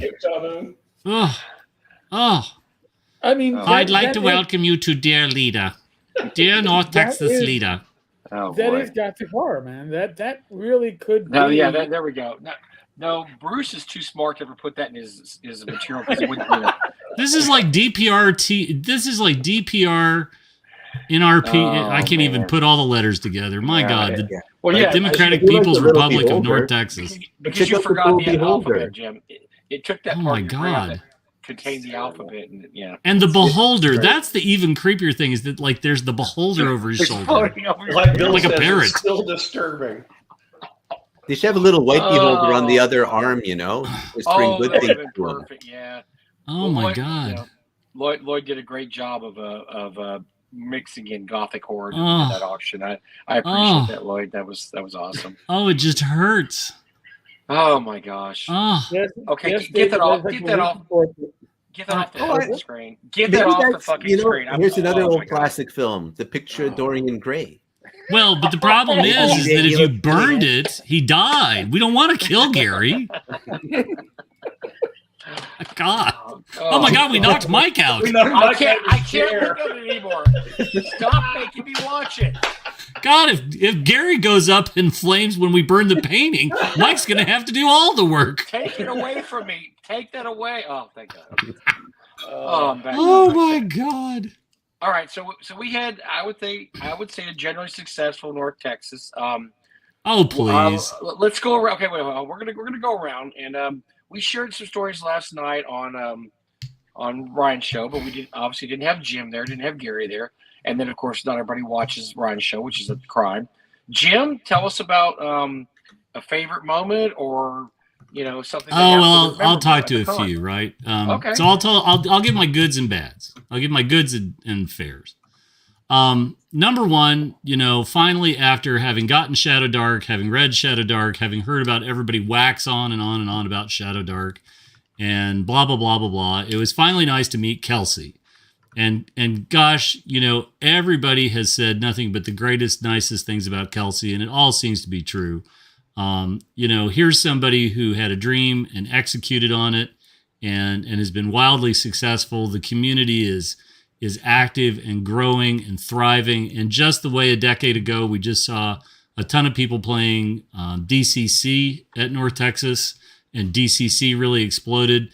I think it's the same thing with Shadow Dark. And so we talked about this. I think one of the very first times I came on this show, I was talking about Shadow Dark. I had heard about Shadow Dark.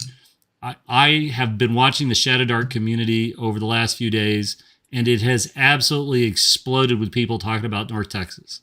And so I think it's great to see not only a creator and their game have the success that they're having, but then for her to win the three Castles Award.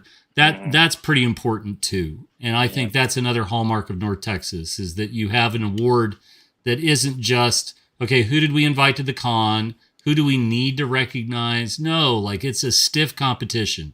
And when you listen to who all was nominated for Three Castles, yes, I think preference bias, I would have given it to Shadow Dark if it had been me with the 5 that were put in front of me. But like it was said during the presentation, it was a near damn thing. It was very close. Because the products nowadays, and I've talked about this before, when Three Castles was first instituted, 10 years ago, you still had some pretty primitive products coming out, and things now are so well made. And like I'm talking OSR stuff, not professional stuff, not what you would call Watts or Paizo. I'm talking about just mom and pop stuff is so well made now. Yes. Yes. I'll give you an example. One of the when this board was created by Rob Kuntz and Doug Ray, one of the categories, art, was very low. It was basically, you can count art or you not, because back then people didn't have access to good art. And nowadays everybody has the art in some of these creations, as we just saw with James's product. I'm sorry, Bruce's product is incredible. And so, yes, the quality has absolutely exponentially increased over the years in the stuff that we receive for Three Castles. And so, for Kelsey to win just shows you the kind of competition she had. That it was good, but hers was a little better. So let me talk about some other real positives here. Number one is the dealer's room is now changed. The dealer's room has plenty of room for dealers. It's not 100% full. If you are somebody who has been thinking about coming to North Texas and being a vendor or whatnot, you absolutely should. Case in point, Ken and James had seen him at Gary Con. He had a better show at North Texas than he did at Gary Con. He loved the show. He's going to come back. He says he's going to come back. But he's another one of these artists that frankly I could spend way too much time talking about. Yeah. But you also have the folks who've been there from the beginning. You've got the folks at Black Blade Publishing who were also recognized with their awards. Bill Barsh, who was recognized last year. Yes, Kennan's amazing artist, absolutely amazing artist. Mm-hmm. But we have a lot of publishers who are consistently coming to North Texas and flying the flag, and really and truly, you have to support these people, right? You really have to support these people. Sure. At the end of the day, on Sunday, if you've got $40 left over, you should try to find a way to spend it in the hall and support the people who have supported the show all along. The print that Kennan was selling was, pardon my French, fuck all amazing. And I bought one to bring home. Yeah. It's absolutely one of the best poster-sized pieces of paper you can buy. It's got amazing illustrations of tons of monsters. And if you aren't familiar with it, you really need to go see it. Gary and I had a chat the other day. Gary and I are due for a call in the next day or two. But one of the things that Gary and I talked about is food. Food trucks have been a hallmark of North Texas, even so before Gen Con finally figured it out. And I think that's another great thing. You have an alternative to the hotel. The hotel got slammed on Saturday, and things got a little undercooked. And Gary, we've all talked about it a little bit, and Gary is bringing that up with the hotel and trying to address all of that. Gary and I had some ideas back and forth the other day. North Texas is still the show where your con dollar gets you closer to people than at any other show, period. Yeah. If you want to hang out with Alan Hammock, if you want to spend time with Steve Winter, if you want to spend time hanging out with Zeb Cook or Diesel or Darlene or anybody, there is no show that delivers the bang for the buck that North Texas does. I had that represented to me over a decade ago, and it just simply hadn't worked out until I managed to come a few years ago. And I think we talk about the show a lot on this show, mostly because the principles are who they are. But we also recognize that North Texas is a very, very precise blend of excellent things. It is a cap on size so that it doesn't turn into something that's unwieldy. You have volunteers at heart who care, who really are going out of their way to make sure that everybody has a great experience. There's a process. It works. You don't fix what isn't broken. And truthfully, I think that's one of the hallmarks, right? You don't have server crashes trying to sign up for events with North Texas. Not the way you do with some of the other shows that use tabletop events. And at the end of the day, this is a show that everybody cares about, and we all want it to keep going forward, right? It's why we have the auction on Saturday afternoon. It's why we have the Devil's auction on Saturday night. And you don't have people paying whatever they pay for knives and AOL install discs if they didn't want to give back to the con and just see it keep going. Hey, you got 1,000 hours in that AOL discount or that AOL 1,000 hours. Yeah, come on. That's crazy. So, but Jim, but I had a good time. I played Circus Maximus for the first time ever in my entire life, and I came in third for the entire show. I had my trophies around here somewhere. I had more than my fair share of success at BattleTech on Friday night, and that was pretty silly. I'll let Gary talk to that. Medium laser caused him to blow up. Medium laser caused him to blow up. But I don't go to compete. I go to really see my friends. And to me, North Texas, I'm perilously close. In the land of unemployment, you have to sort of look at at what it costs to go to conventions and so on and so forth.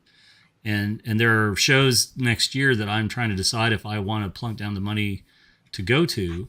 But North Texas is not that case. North Texas is a gathering of friends that also play games.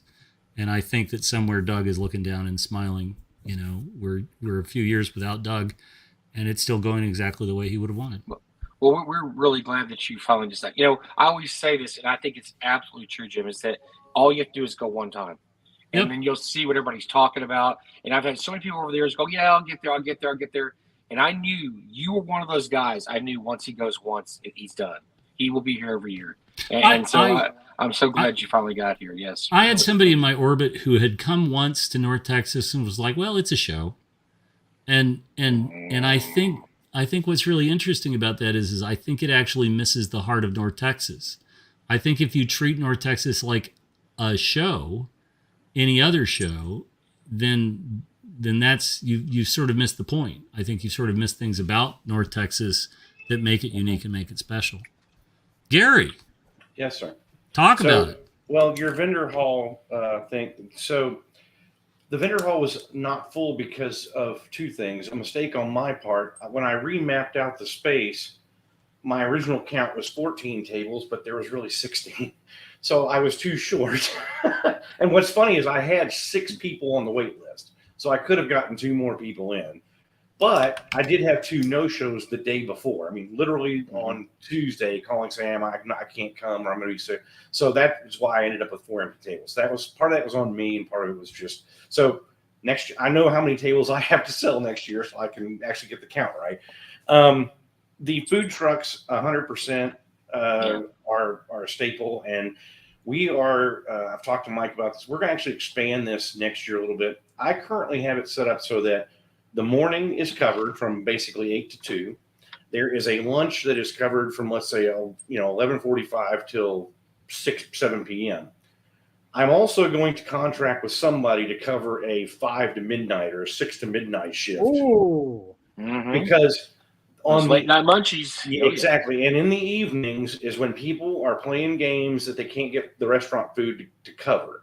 And the girls like working the trucks better because they're faster and they're easier to deal with. The food is usually better, and you don't have Mike knows what I'm going to say because we've talked 4 times today, but one of the discussions that we had was David's son, ordered a hamburger. He wanted a bun and meat. That was it. They put cheese on it. How do you mess up a hamburger that's a bun and meat? So I'm just saying, it's the little things that just wear. But that wasn't the old. There was a few things mixed up, and Gary and I talked about this today. Like I said, we talked today.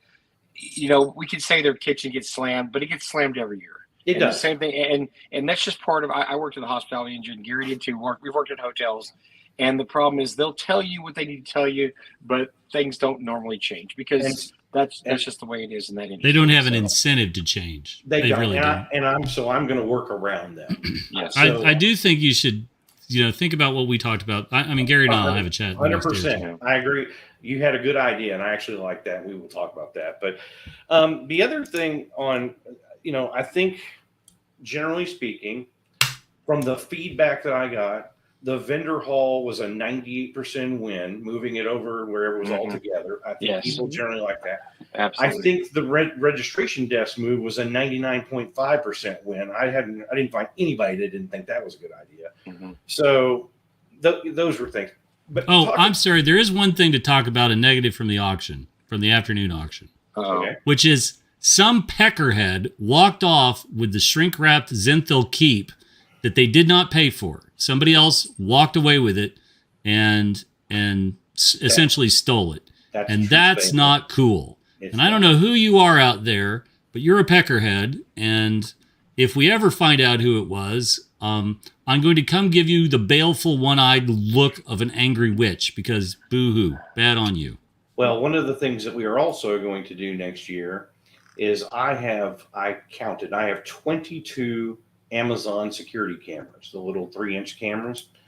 And I'm going to put them up in the dealer hall, and I'm also going to put them up in the lecture hall. And one of the things that I'm going to do is each vendor will have their own dedicated camera looking at their table, and then there will be room cameras watching the entire space. Just because as we get bigger and we start having people who are new to the family, we got to make sure we know who our family members are. We know they're not going to steal from us, so that's different. But I think those are some steps that we're going to take to make that a little bit better. Another negative, and it's not really a negative. Well, there's kind of an interesting positive. So one of the things that was interesting for me is being kind of a quiet behind the scenes guy. Being on this show triggered something this year that has never happened to me before. I would be walking down the hall, going to X, and people be walking by and they stop back up and go, "You're Gary," and I'm like, "Yeah." Oh shit! I don't have my anonymity anymore. Oh yeah, that's true. And so that was really weird. But then I saw a lot of posts on Facebook where people say, "Hey, y'all did a great job. Thank you so much for you. Sorry I didn't stop and talk to you. You looked really busy." I don't want to ever look so busy that people don't want to talk to me.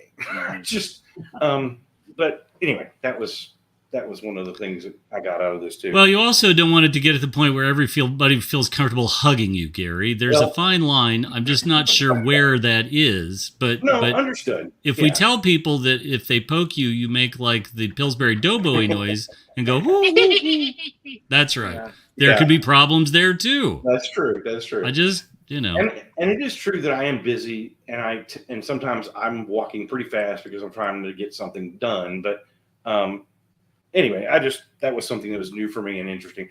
But as far as BattleTech goes, I thought BattleTech. So Jim played Chariots for the first time, and Joe, I got to point to that in a minute, just a second. Jim played Chariots for the first time and said that he came in third, and it was somebody told me you said you're going to play every year because it was that cool. But he's also really good at BattleTech. So he did a lot of damage in BattleTech, and so I now have to be more wary. One of the comments, though, that was a little sad was people said that sober Gary is boring Gary, so I'll have to try to get off my wow. Year. We're gonna talk about this. We're gonna need you to be an alcoholic moving forward.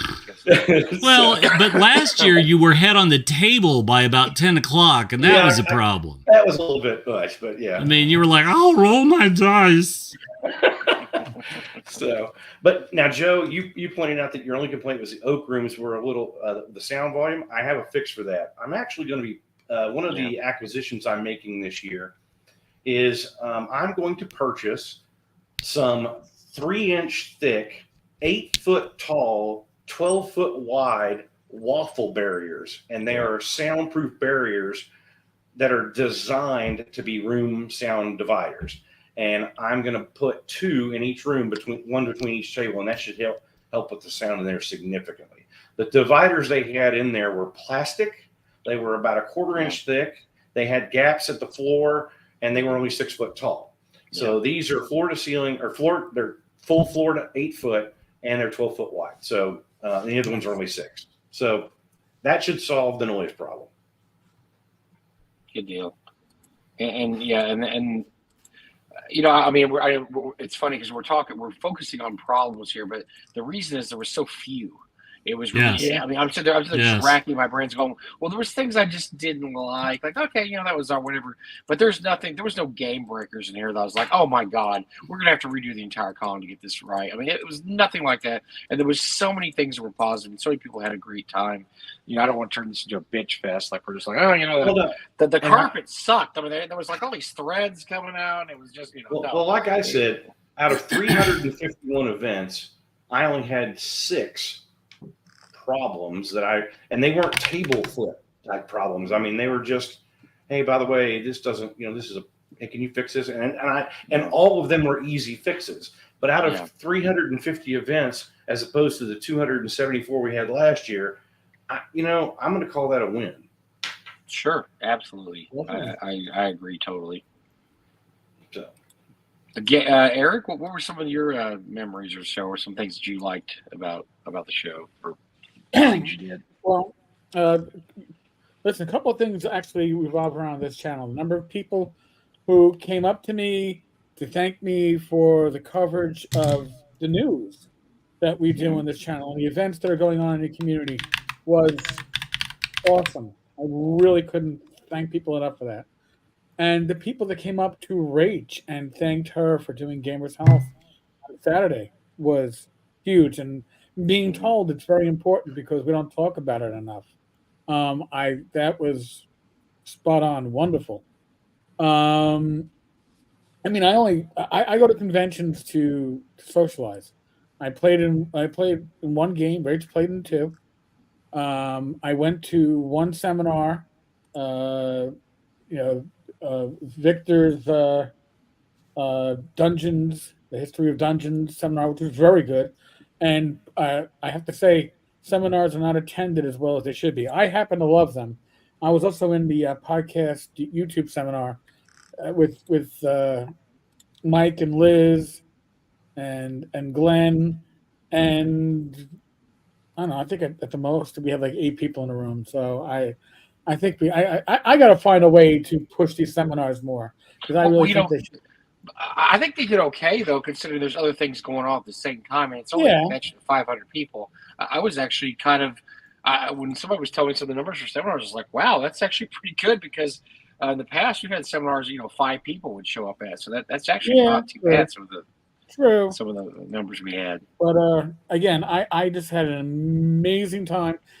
I had some of the one of the most often crotchety Canadians that I know, Greg Gillespie, was waxing poetically about how the family atmosphere of the con and how welcoming it was, and how everybody because it was special. Because he's always special, and I'll say that too.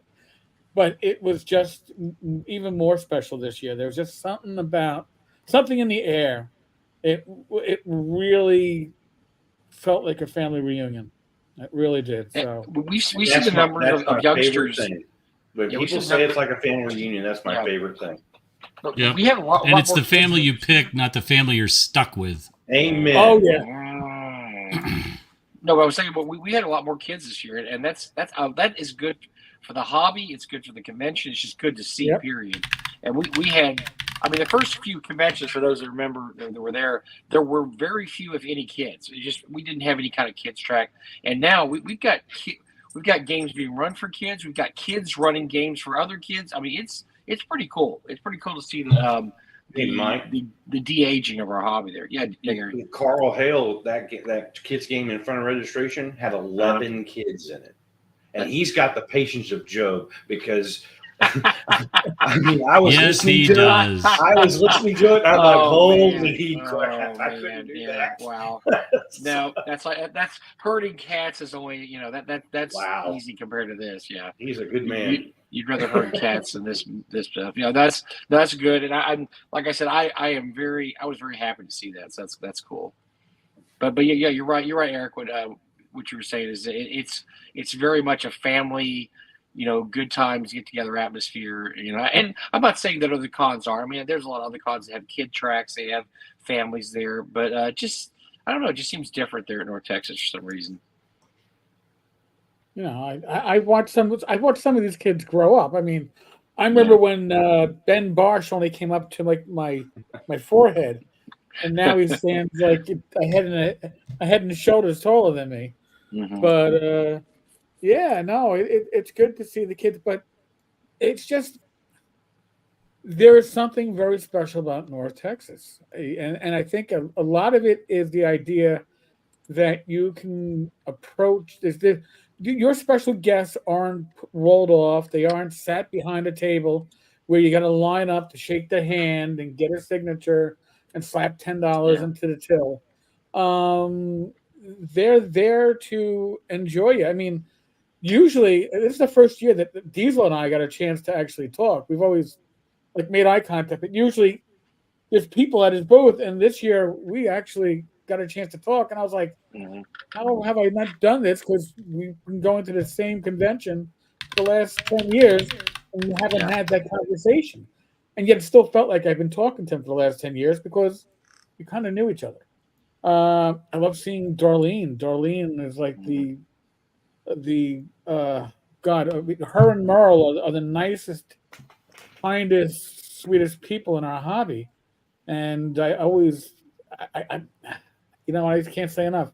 The old timers in our hobby and the Greg Gillespies and the Talanians and the Barshes. You have Kelsey. I got to say one of my favorite times was when Bad Mike goes on Saturday, Eric, somebody who wants to see you, and it was Kelsey's wife Jessie, who's like, I've been looking for you all weekend.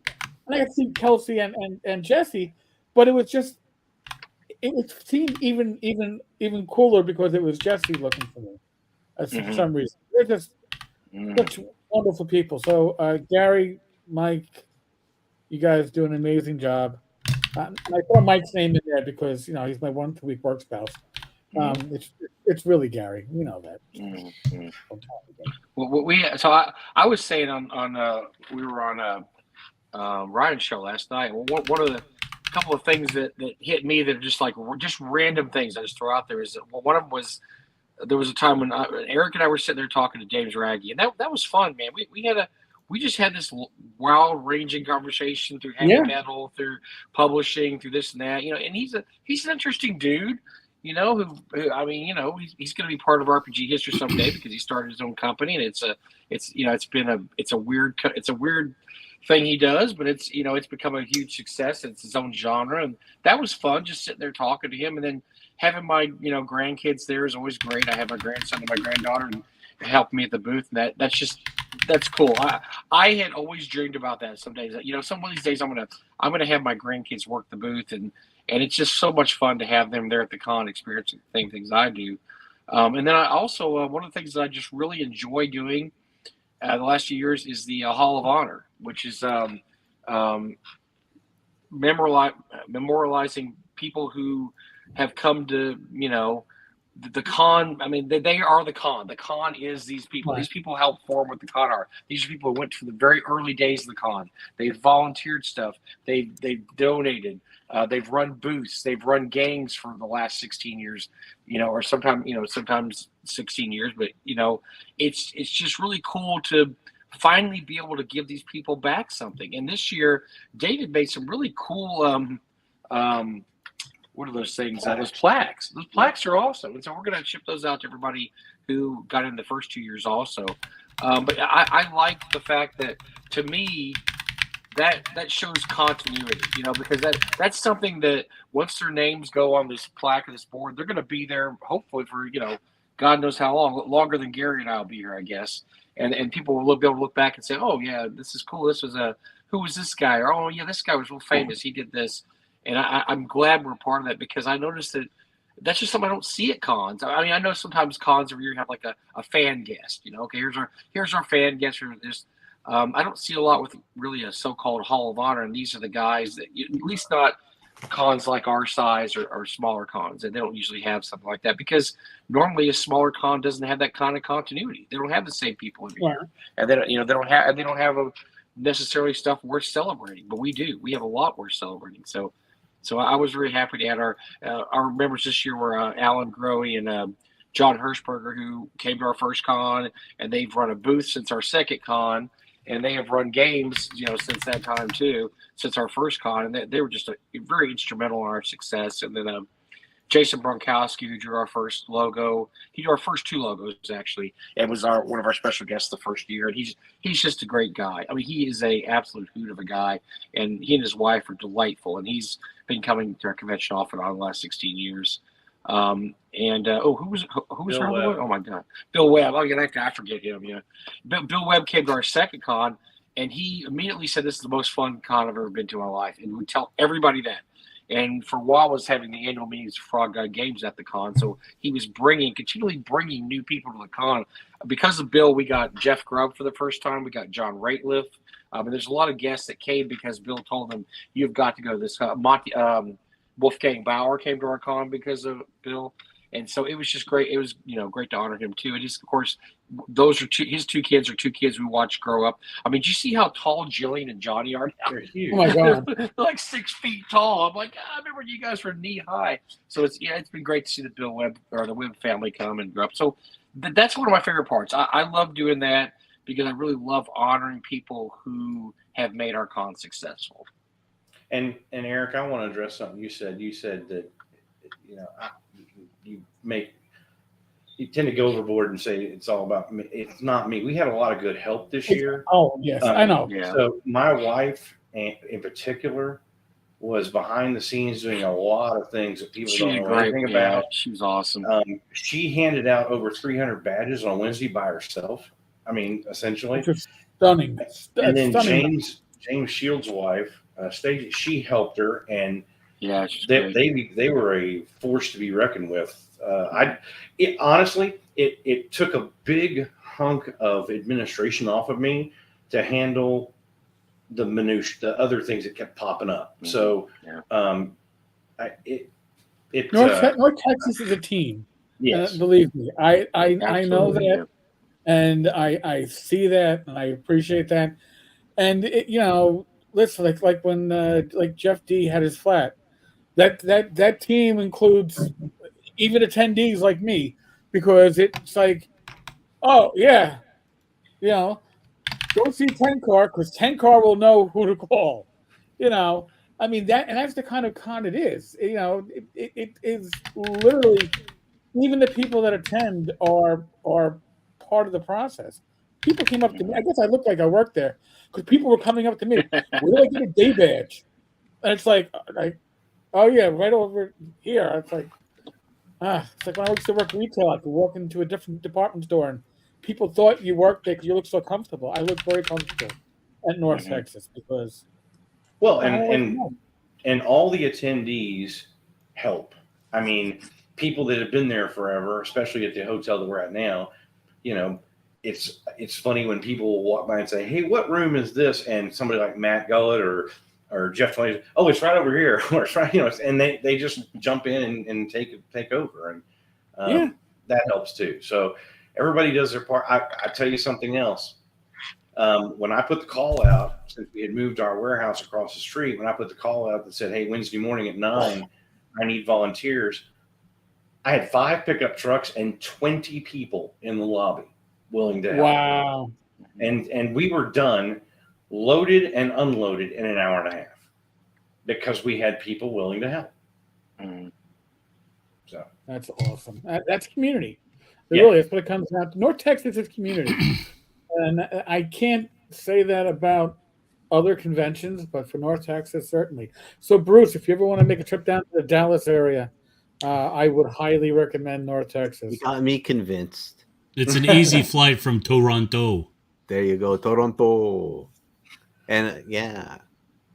So it's going to be happening in June It's again? it's always the first Thursday in June. June. Yeah. Okay. So the next year it's actually the first week in June too, so it's easy to remember. But we're already got some plans for 2025. I'm looking over the special guest list. It's my time of year when I talk to all the special guests and thank them for coming and ask if there's anything they'd like to do different, blah blah whatever. But yeah, we should have some. We'll have some new guests next year. I like to mix it up every year and throw some people in there and. Some people didn't make it this year. Hopefully we can get them. I really like to get Jeff Grubb back. I know I talk about that all the time, but he was at Gary Con this year. He's going to be at. Actually, by the way, I talked to Alex Kamer today for quite a while. He's doing great. He actually collapsed Thursday night. He was dehydrated, intense dehydration. His doctor said. Yeah. Because he had gone jogging the 2 days before. The morning before, yes. In Texas heat with I don't know, 90% humidity or whatever the hell we have here. And by the way, air quality orange, which is like one step away from red. Do not breathe, whatever you do. So, yeah, he said I should bring a gas mask when I come down. Yeah. In the summer, it's bad. He collapsed right in front of Lisa and I as we were going to eat lunch. Yeah. And I went to the hospital with him, and going back to the whole community thing, we were sitting in the emergency room. He was on the table. We're talking, and he was coming. I mean, once they got fluids in him, he was really starting to make better sense and come around and everything. And he said, "Gary, you really don't have to stay." And I go, "No, this is we take care of everybody. This is what we do. I'm going to stay until I know you're okay." And that's because it's family, and it's that. Yeah. Yeah, you're not going to leave the guy in the town No. that he doesn't live in. But yeah, he was like I said, he was really apologetic to me. He had some games he had to cancel. For those that know, Alex is a great game master. He runs it. He's the guy that in charge of a Gamehole Con. He's an incredible game master. So that really sucked for people who were going to be his game. I know he was bummed out about that. But we're just glad he's okay. And like I said, you have to. It goes back to the things we talk about. You do at cons. You have to hydrate, man. Hydrate when you go to cons. Drink your water. Don't just drink. You can't just live on beer and whiskey. I've tried to do that. It doesn't always work. Jack Daniels does not have hydration. It does not. There's no electrolytes. Zero electrolytes there. And so, yes, always get your hydration in. But no, he's okay. So that was probably the one kind of oh crap moment that we had there. But he was feeling good so quickly that it was like, okay, this is good. And the girls were great. The serving girls just did an incredible job. All the volunteers were awesome. The special guests, I've talked to a lot of special guests that have contacted me after the convention, and they are just like, "Oh man, I had the best time. Please say I'm going to be there next year." And we're like, "Yes, oh yeah, you'll be here, you'll be here." Just every part of that. And I wanted to add something earlier. I didn't want to break into whoever's talking, but one of the reasons we have this great atmosphere there is we do not have VIPs, we do not have VIGs, we do not have green rooms, we don't have curtains that you have to hide behind. Everybody is there in front of everybody else at all times, and that is what makes it so cool. Is that you can just be walking down the hall and you walk by a legend like Merle Rasmussen or Zeb Cook, and you can say hi to him, or you'll see him sitting at the breakfast table in the morning.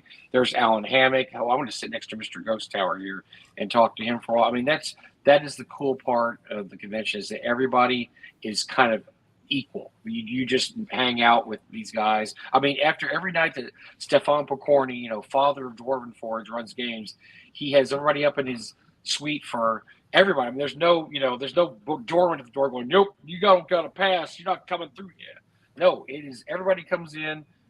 He's got, of course, heavy metal music playing. Beer is there, and everybody just. One night I was there, sitting there talking to Talanian and some other people. It was just great. I mean, you just sit there and hang out, and there's Stefan. You can talk to Stefan.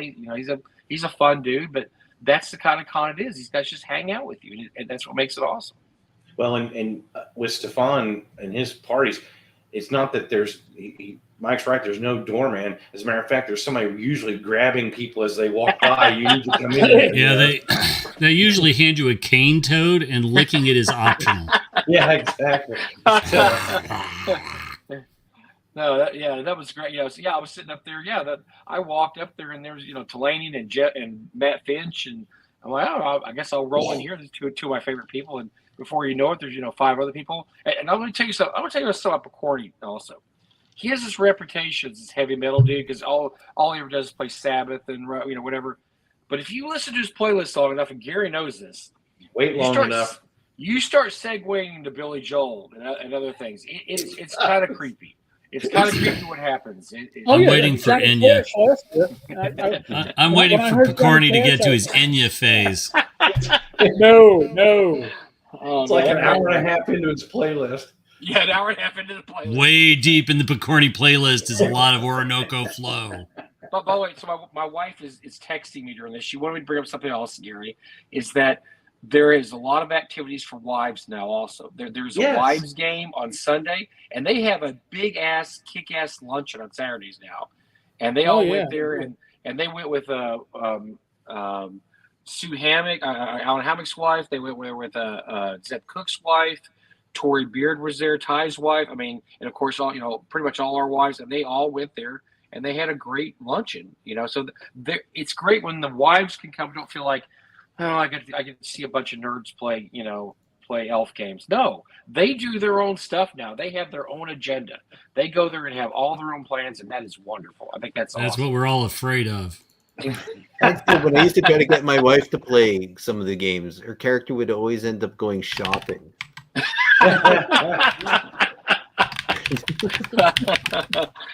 Well, whatever brings her in the room to play the game. If that works, right? There you go.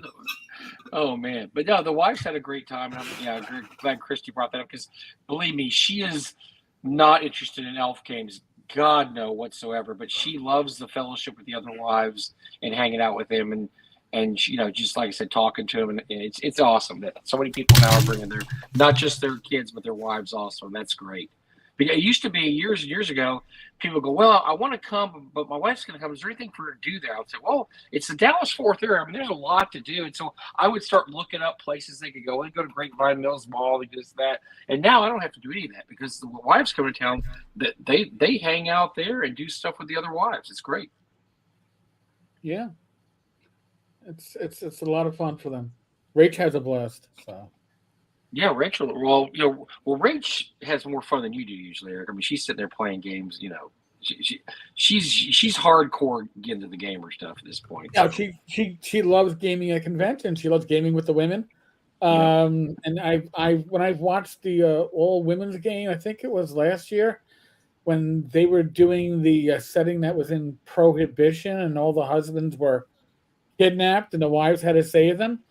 I just stuck my head in for a couple of minutes to watch and listen, and then when I heard, and I'm not going to identify the wife who shot one of the NPCs in the foot to interrogate them as to where the husband was, I was like, they are just as, if not more violent than the men are. I said, God bless them, but I don't want to know because it's gonna ruin my perception of my wife. So Lisa, we were Lisa violent. played Chariots at LongCon last year and had never played any game like that before. And Robert had told her that there was a combat component, and so she pulls up and she's going to whip the driver, and all of her attacks miss, and she goes, "Can I use a flamethrower?" and everybody was like, "Holy crap!" You have to invent the flamethrower. Then once you invent the flamethrower, you can put it on your chariot, and then you can use it off your chariot. You have to invent it first. So that's great. That's awesome, man. That is so good. Well, yeah. And so anyway, Gary and I are already working on next year. We've got some great plans. We're going to buy a sound system, folks. We will no longer rely on a much better PA with wireless mics for the midnight auction next year. It's time. It's time to do it. I mean, the midnight auction justifies it because it brings in millions of dollars at this point. So yeah, we're going to buy a sound system. Hundreds is different than millions. I know hundreds of millions. I know hundreds of millions. Hundreds. Hundreds. Okay. Yeah. No, I thought it was thousands now. Isn't it thousands? It's thousands, right? Yeah, you were okay. Yes, we've crossed over the 1,000-year threshold. So. Thank you. Because Satan sells people's souls at the auction, and that is Satan sells a lot of things at that auction. Oh, that's the most genius moneymaker of all time. I print out a piece of paper with Satan's logo on it on red paper, and we sell a soul. And those idiots, those attendees paid hundreds of dollars to own people like Gary Oliver's or Eric Tankar's or Jim Kitchen's soul. And that, look, I know it's printing money, and I know it's probably illegal somewhere, but I don't care. Who cares? It's fun. Well, there's several things we're going to do. And Mike and I have been talking that are going to be improvements to the PA, the sound control, food trucks, and also, we're going to make some technology investments to help make open gaming and games that are short players and things like that easier to identify. So there's some things we're working on. But somebody just asked a great question, and I think this is a good one to ask. So it's capped at 500 now. Yes. Do you foresee that actually changing for next year? So I'm gonna say it this way: we are still going to be capped online at 500. I feel like with the table real estate that I have and the space of the convention hall, we could accommodate 600. So what I think we should do is we're going to cap at 500. Mac and I've talked about this, and we will allow as many walk-ups as there are games available for them. And we had, like I said, 82 walk-ups this year. The other thing to keep in mind is we average pretty consistently. If I look over the last 8 to 10 years, we average pretty consistently a 10% attrition rate. So on 500 online sales, we'll have 50 no-shows. We had 53 this year. So with the 80 some odd walk-ups, that put us at 535, and so we were okay. I don't want to do it next year. We could maybe go to a cap of 550 online and do walk-ups, but I don't want to do it. I really want to just keep it to 500 Don't online. fix what isn't broken. Exactly. I used to run, in another part of my life, run conferences for Simulation Canada and so on. And one of the things is you get a different vibe the bigger the conference gets. Mm-hmm. And I think, as you're saying, you got such a great community. I think it's because it's the certain level of number you have right now. If it gets too big, it starts to. And I think you lose the whole family reunion aspect of it if it gets bigger than that. So yeah, which is my favorite part of it. So yeah, I just again I think you're absolutely spot on with that observation, Bruce. Yeah. So Keep it the answer is no. Yeah, we want to get really good at running a convention for 500 people before we ever think about expending some data where we're like, okay, we're doing this so well now that maybe we can have another 50 people or whatever. But right now, we're just ready to stay where we're at and just get really, really good at what we're doing. And everybody seems to like what we're doing. Because if you go to 600, then that weird, creepy guy that owns the Renaissance Festival in Texas is going to show up looking for a wife. Not only that, though, then you might have to find different types of, I don't know if you like your Westin. I was just looking online, like, it's like, oh, now we need a bigger venue. We need this and all that creates nightmares. Problem. The Marriott down the street actually pitched me the other day. But their convention space, one of the things about the Westin that's really nice, is I can break it up into really small, intimate spaces so that we can recreate the Saturday night weekend D&D you used to play when you were a kid environments. And you can't do that. I know everybody on this stream has seen the pictures of GaryCon. Those tables are right up. There's chairs touching each other. There's a reason everybody gets sick at GaryCon. Yeah, and I'm not going to have that. There's a reason we all come back and spend April trying to recover from kennel cough. Yeah, I am 100% not going to do that. We're going to have plenty of space between the tables. We're going to have that intimate feel. And when you start, Bruce, to your point, when you start looking at other hotels, their spaces are bigger, but they're harder to break up. And so I like the Westin because of the way it lets me break up the real estate. Mm-hmm. Yeah, and right, yeah. I'm sorry. Go ahead, Eric. No, I think the Westin likes us. Oh, they love us. Yeah. Yeah, and yet they still undercook our pizzas. They do. But they gave Heineken 0.0 out for free on Saturday night. Whoa, hey! Free beer, but it's not beer. But I mean, well, and keep in mind the 50th anniversary display that they have outside the elevators. That was not us. They did that on their own. They did all that, which is amazing. So, they really went all out for us the last couple of years and try to make us feel at home. And I mean, look, we fill up the whole dang hotel. Okay, we are basically the hotel for 3 or 4 days, and they realize that. And I commend them for realizing that we're the main draw there at that weekend. And they generally do a good job, except for where hotels just can't do a good job, which is we only can do this much in our kitchen and this many people are here. So no matter what we do, we're not going to do better. And that's why Gary and I are going to start filling in the spaces, like, as we talked about the more food trucks, which the food trucks have been a hit. I mean, they're a hit. People, I love the food trucks. And so we're going to lean into that more. And we're just gonna I mean, this is this big wall, and there's a couple little chinks and holes here. We're just gonna fill those up and make the wall stronger and build it. That's all we need to do. Everything's working. Nothing's not working, right? The wall is good. We just need to paint it and fill in a couple and it's fine. But to Mike's point, the food trucks, we can expand upon that. I'm going to tell a deep, dark secret. So the barbecue trucks scared the crap out of me this year. Their minimums were much higher than anybody else's, and I didn't have to pay them a penny. They hit their minimums. They covered plus. Yeah. They ran out of food. They ran out of food all 3 shifts. Best case scenario, yeah, that's great. So, for anybody listening that on the Facebook page said you want to barbecue and said you would, I just want to thank you for participating because it was a hit, and it took a big concern of mine away. So, thank you for that. Very cool. Yeah, my extra 5 pounds thanks you too, Gary. Appreciate that. You're welcome, sir. Glad I look like I'm in my 3rd trimester, Gary. Thanks a bunch. Hey, I lost 6 pounds at the time. I think I did too, Gary. I'll let walk it, but I was going to say, we had a great. By the way, the whiskey taste this year, which I don't think we talked about on Ryan's show, was great, but it wasn't quite as funny because the whiskeys were good. So yes. We didn't get it wasn't like a series of bad lost dares. That got worse and worse.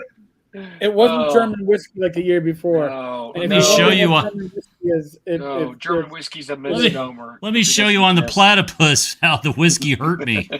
God. Yes, German whiskey is a total misnomer because it doesn't really exist. No matter what you hear. It's not. Yeah, But no, we had Jim Beam. We had versions of Jim Beam this year. Yeah, it was That's great. the amazing thing. It was fun, and we had a good time this year too, and some really good whiskeys. Thanks to Chris Dodgel for that, because he goes all out every year, makes us coasters and bags, and has a little tasting thing and vials. I mean, it's just he goes all out. The dude must love to do it because he does it every year. But we're happy he does. He's a big whiskey guy, and you know, this is just one of the things, like Eric said, that makes us different. I mean, Gary Con does not have a whiskey tasting. Alex, you guys don't have whiskey tasting at Game Hole. I'm just letting you guys know. No, nobody does a whiskey tasting at their game convention except for us. So yeah, that's one of the things that makes us an original. We are absolutely an original. And I want to thank Chris for I last minute had to bow out, and he actually brought me a bottle and said, "Hey, I have something for you, so that when your meds are done, you can when you can partake. Here you go." So I was like, "Okay, cool, thanks." Very nice. So yeah, he's really an incredible guy. And by the way, speaking of free whiskey, this scam where one of the first pictures I ever had of the devil that runs mid-auction, there's a bottle of Maker's Mark next to him. This scam has paid off incredibly the last few years. And once again this year, I managed to have two admirers drop off full bottles of Maker's Mark at my table. And by the way, this was the drop off a couple years ago. Woodford Reserve. Woodford Reserve is big as my head. So you guys go for bourbon and scotch. Oh yeah, we'll do it. Look, do we look like people that would turn down anything? Do you know what? I'm from Cal. Kentucky. I'm from Kentucky. Do you know why we drink bourbon? Okay, why do you drink bourbon? It saves time. I thought you were going to say your sister looks prettier then, but whatever. That's Tennessee. Why do you think Jack Daniels is a thing? God, I mixed up my states there. Sorry about that. Oh my God. I'm sorry. Oh, I do want to get in one last dig at James Raggi. Let me get in a dig at James Raggi. Okay. So, one of the great things about Lamentations is the fame. I can't even talk. One of the best things about his line is that a few years ago, he published a book that has nothing to do with tentacles or anything else that you would think he would publish. And so the name of it, I got to look this up. Hold on. The name of it is the Stratfordshire Trading Company, The Works of John Williams. Now, I'm going to give an endorsement. I saw this at Gen Con a couple of years ago, just as it had been published. And if you have not seen this, this is one of the greatest things published in the entire swath of RPGs. It's nothing but maps, interior maps of buildings. And I really would tell anybody who's watching this, go buy it. Just go buy it. But I saw it at Gen Con. He only brought like 3 or 4 copies to Gen Con, and I bought one the moment I saw it. And then I came to North Texas after that Gen Con. And he was there, and he had 3 copies that he had brought with him. And I literally sold all 3 copies while I was standing there talking to him. And he sold out. Well, he brought it again this year, and he's like, "Hey, you were that guy from Gen Con and from North Texas last year." And I was like, "Yes." And I said, "Did you bring more?" And he goes, "Well, I have a few." And we sold out again before like Friday. So maybe if he brings it again next year, he'll actually bring enough copies to sell, because I told him, I said, you could bring 24, you could bring 36. I'll sell them all weekend long. But if you haven't seen this, it's a great book. You should look at it. There's no tentacles. There's no weird monsters. It's just a great book of indoor maps, so that if your party stumbles into a house and you need something, this is something to grab. But let's give James shit, because he still didn't bring enough copies to sell. He only brought enough copies for like the first day. So bad on you, James. Maybe he's had this audience pegged as a tentacle audience only. I mean, I get that you look at me and you think, that guy, but no, I don't need all of that. Thanks a lot. That guy But I would too like sad. some real, but I am really horny for great maps. So I told him, I said, can you like get volume 2 going here, buddy? He's like, which is James Raggy going, got a lot of tentacle stuff I got to do. I'll put that down on the list somewhere. Try to work in those. Yeah, try to work in some tentacles. I know. No, that's one of the that's one of the genius things about Lamentations. They're all over the place, and then they good stuff, bad stuff, interesting stuff, unusual stuff. I wouldn't say bad. I would just say that Different. his wheel well is an NC-17 wheel well, and that's okay, right? That's fine. But this is like a G-rated. Everybody ought to buy this accessory. And the problem is that when you walk by his booth at Gen Con, there's a lot of people that are like, if I make eye contact, the tentacles will touch me. And I get that. I get that they're worried about that. But really and truly, this is a book that should have a place with every game master. It's that good. And frankly, if it gets like 1 out of 10 people or 1 out of 20 people who buy it to look at the rest of his well-produced and well-managed line, then all the better. So anyway, to wrap it up, did you have any other facts for us, Gary, about the con that we did not cover already? That would No, might I interest think people? I hit the highlights. We sold about probably 30 shirts. We sold a good amount of modules. We just stuff that we had left, other reprints or whatever, and it was just great. I was really, like I said, I was overwhelmed by the wonderful comments online. Kim, the auction financials we did, the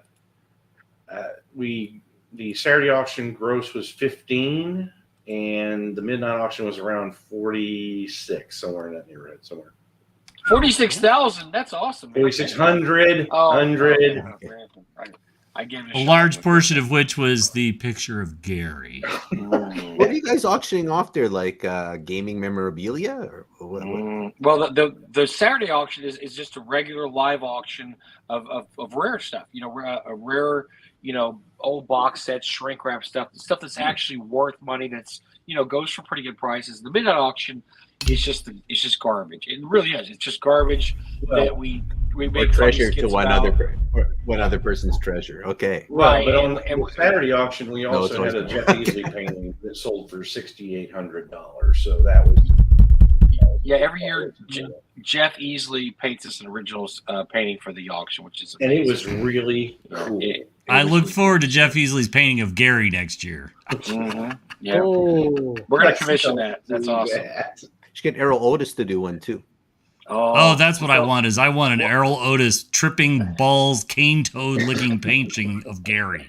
That would be amazing. Well, now right? for those history lovers, Errol has done some sketches at the con in the past. We used to have an art show, which we need to bring that back here. We used to have an art seminar where all the artists that came to the con would get there, and they do sketches, and Doug would think of a theme or something.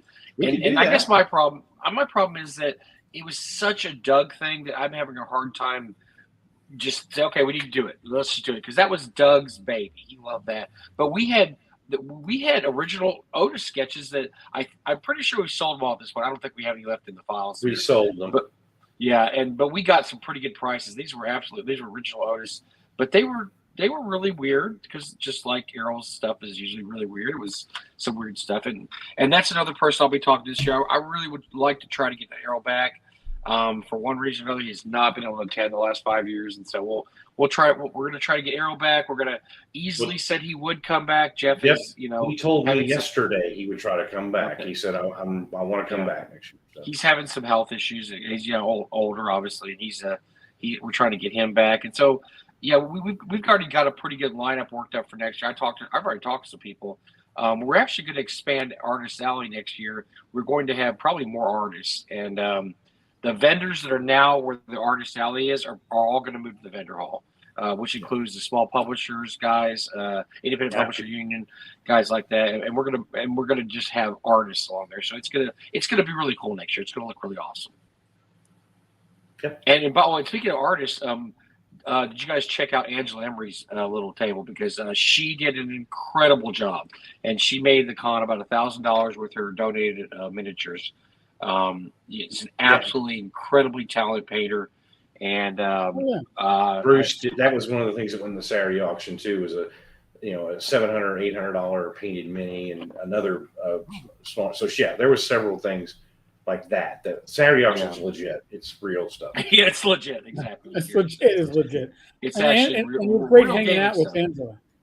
On Sunday night, it was great hanging out. She had a blast, and she was so happy to come there. And I've been wanting to ask her for years and years, and she was happy and she just had a great time, and she can't wait to come back. And she talked to Ron Reaper, because they love her, Reaper. I mean, she's a rock star at Reaper, and they said they're going to try to get here next year, because now that Angela's here, they want to come back. They haven't been in about 3 years, and so they would like to come back and sponsor painting in a room and stuff. So just having her there has already helped us out in a lot of ways in terms of connections and stuff. So, but yeah, she was great to have her. I've known her over 20 years, and just seen her at conventions. I kept saying, we didn't get you at North Texas one year, and then finally we ran into each other the last 2 years at ReaperCon, and I'm like, look, we really needed you to get to all her kids are grown up and they're all gone now. So it's like, I got nothing better to do, which, that's, most special guests, they have nothing better to do. They come to North Texas. And she's like, oh yeah, I'd love to come this year. So it worked out great. She really had a good time. And people were stopping by, and she was really cool because she was painting the whole time. She was painting a miniature, and people would stop by and ask her questions. She's so good because she usually teaches classes at ReaperCon. So she's really patient and very nice to people, talk to people, and I just can't say how much I was very happy to have her there. I'm very happy to have her there for her first con. Wow, we went into overtime today. This is Sorry pretty about good. that. Yes. No, that's okay. No, this is awesome. We're just, Listen, we don't get paid anyway, so it doesn't make a difference. It's not Oh, wait, like hold anybody on. can be charged overtime. I'm putting in 30 minutes overtime, Eric. Sorry. I'd like to see it on my Don't next worry. paycheck. I'll a time and a half of nothing is still nothing, Mike. Don't worry. There you go. Oh, that math always catches me. Damn it. Oh. Yeah, damn it. Bruce, thank you, by the way, for joining us. Yeah, it's great to meet you, Bruce. It's Awesome, great. and good luck on your Kickstarter. And I already backed it, and I hope everybody else looks at it and backs it. It looks like it's going to be really cool. Thanks very much for having me on. And thanks to everybody who came to North Texas. Congratulations on your great event as well. Oh, thank you so much. Yeah, We look forward to seeing you there next year, Bruce. Yeah, you need to come. Maybe No we'll have pressure. a horror. We need more wily seminar. Canadians. No pressure. Hey. No pressure. Yeah, They're bring the infiltrating. Canadian club. Yes. We have enough Yeah, Canadians. yeah. We need more Canadians. Of course. We can never have enough Canadians. That's No, right. good. Let's make- You know what the best part Yeah. is? They look like us, but they don't sound like us. Oh, it's all about you. A boot. No, sorry. About. Sorry, I can't. 100% I- for sure. I can't. I have relatives that live in Canada, and I still can't do a Canadian accent. Gary, thank you, by the way, for a little bit of the behind the scenes stuff. Thank you. Yes. Thanks for having me. Thanks for everybody that came to North Texas. Yes. Yeah, folks. Again, the support of this channel at North Texas is, I don't know, it's humbling. I'll leave it to you that way. Again, Bruce's link is on the bottom of the screen. Please, it's a good-looking project. If you get Mike to get excited about your stuff, I mean, if Mikey likes it, it's like the old Life commercials, right? That's very He true. likes the Life cereal. Mikey likes it. If Mikey likes it, it's got to be good. I'm pretty jaded, so yeah, if I like it. Yeah, he is. Yeah. As usual, be safe, be well. God bless. Roll this dice, roll them well. Next live stream is Friday night, the Random Party Generator. Rach and I Saturday night, and your usual garbage on this channel. Good stuff. Other than that, later, folks. Thank you very much. Later.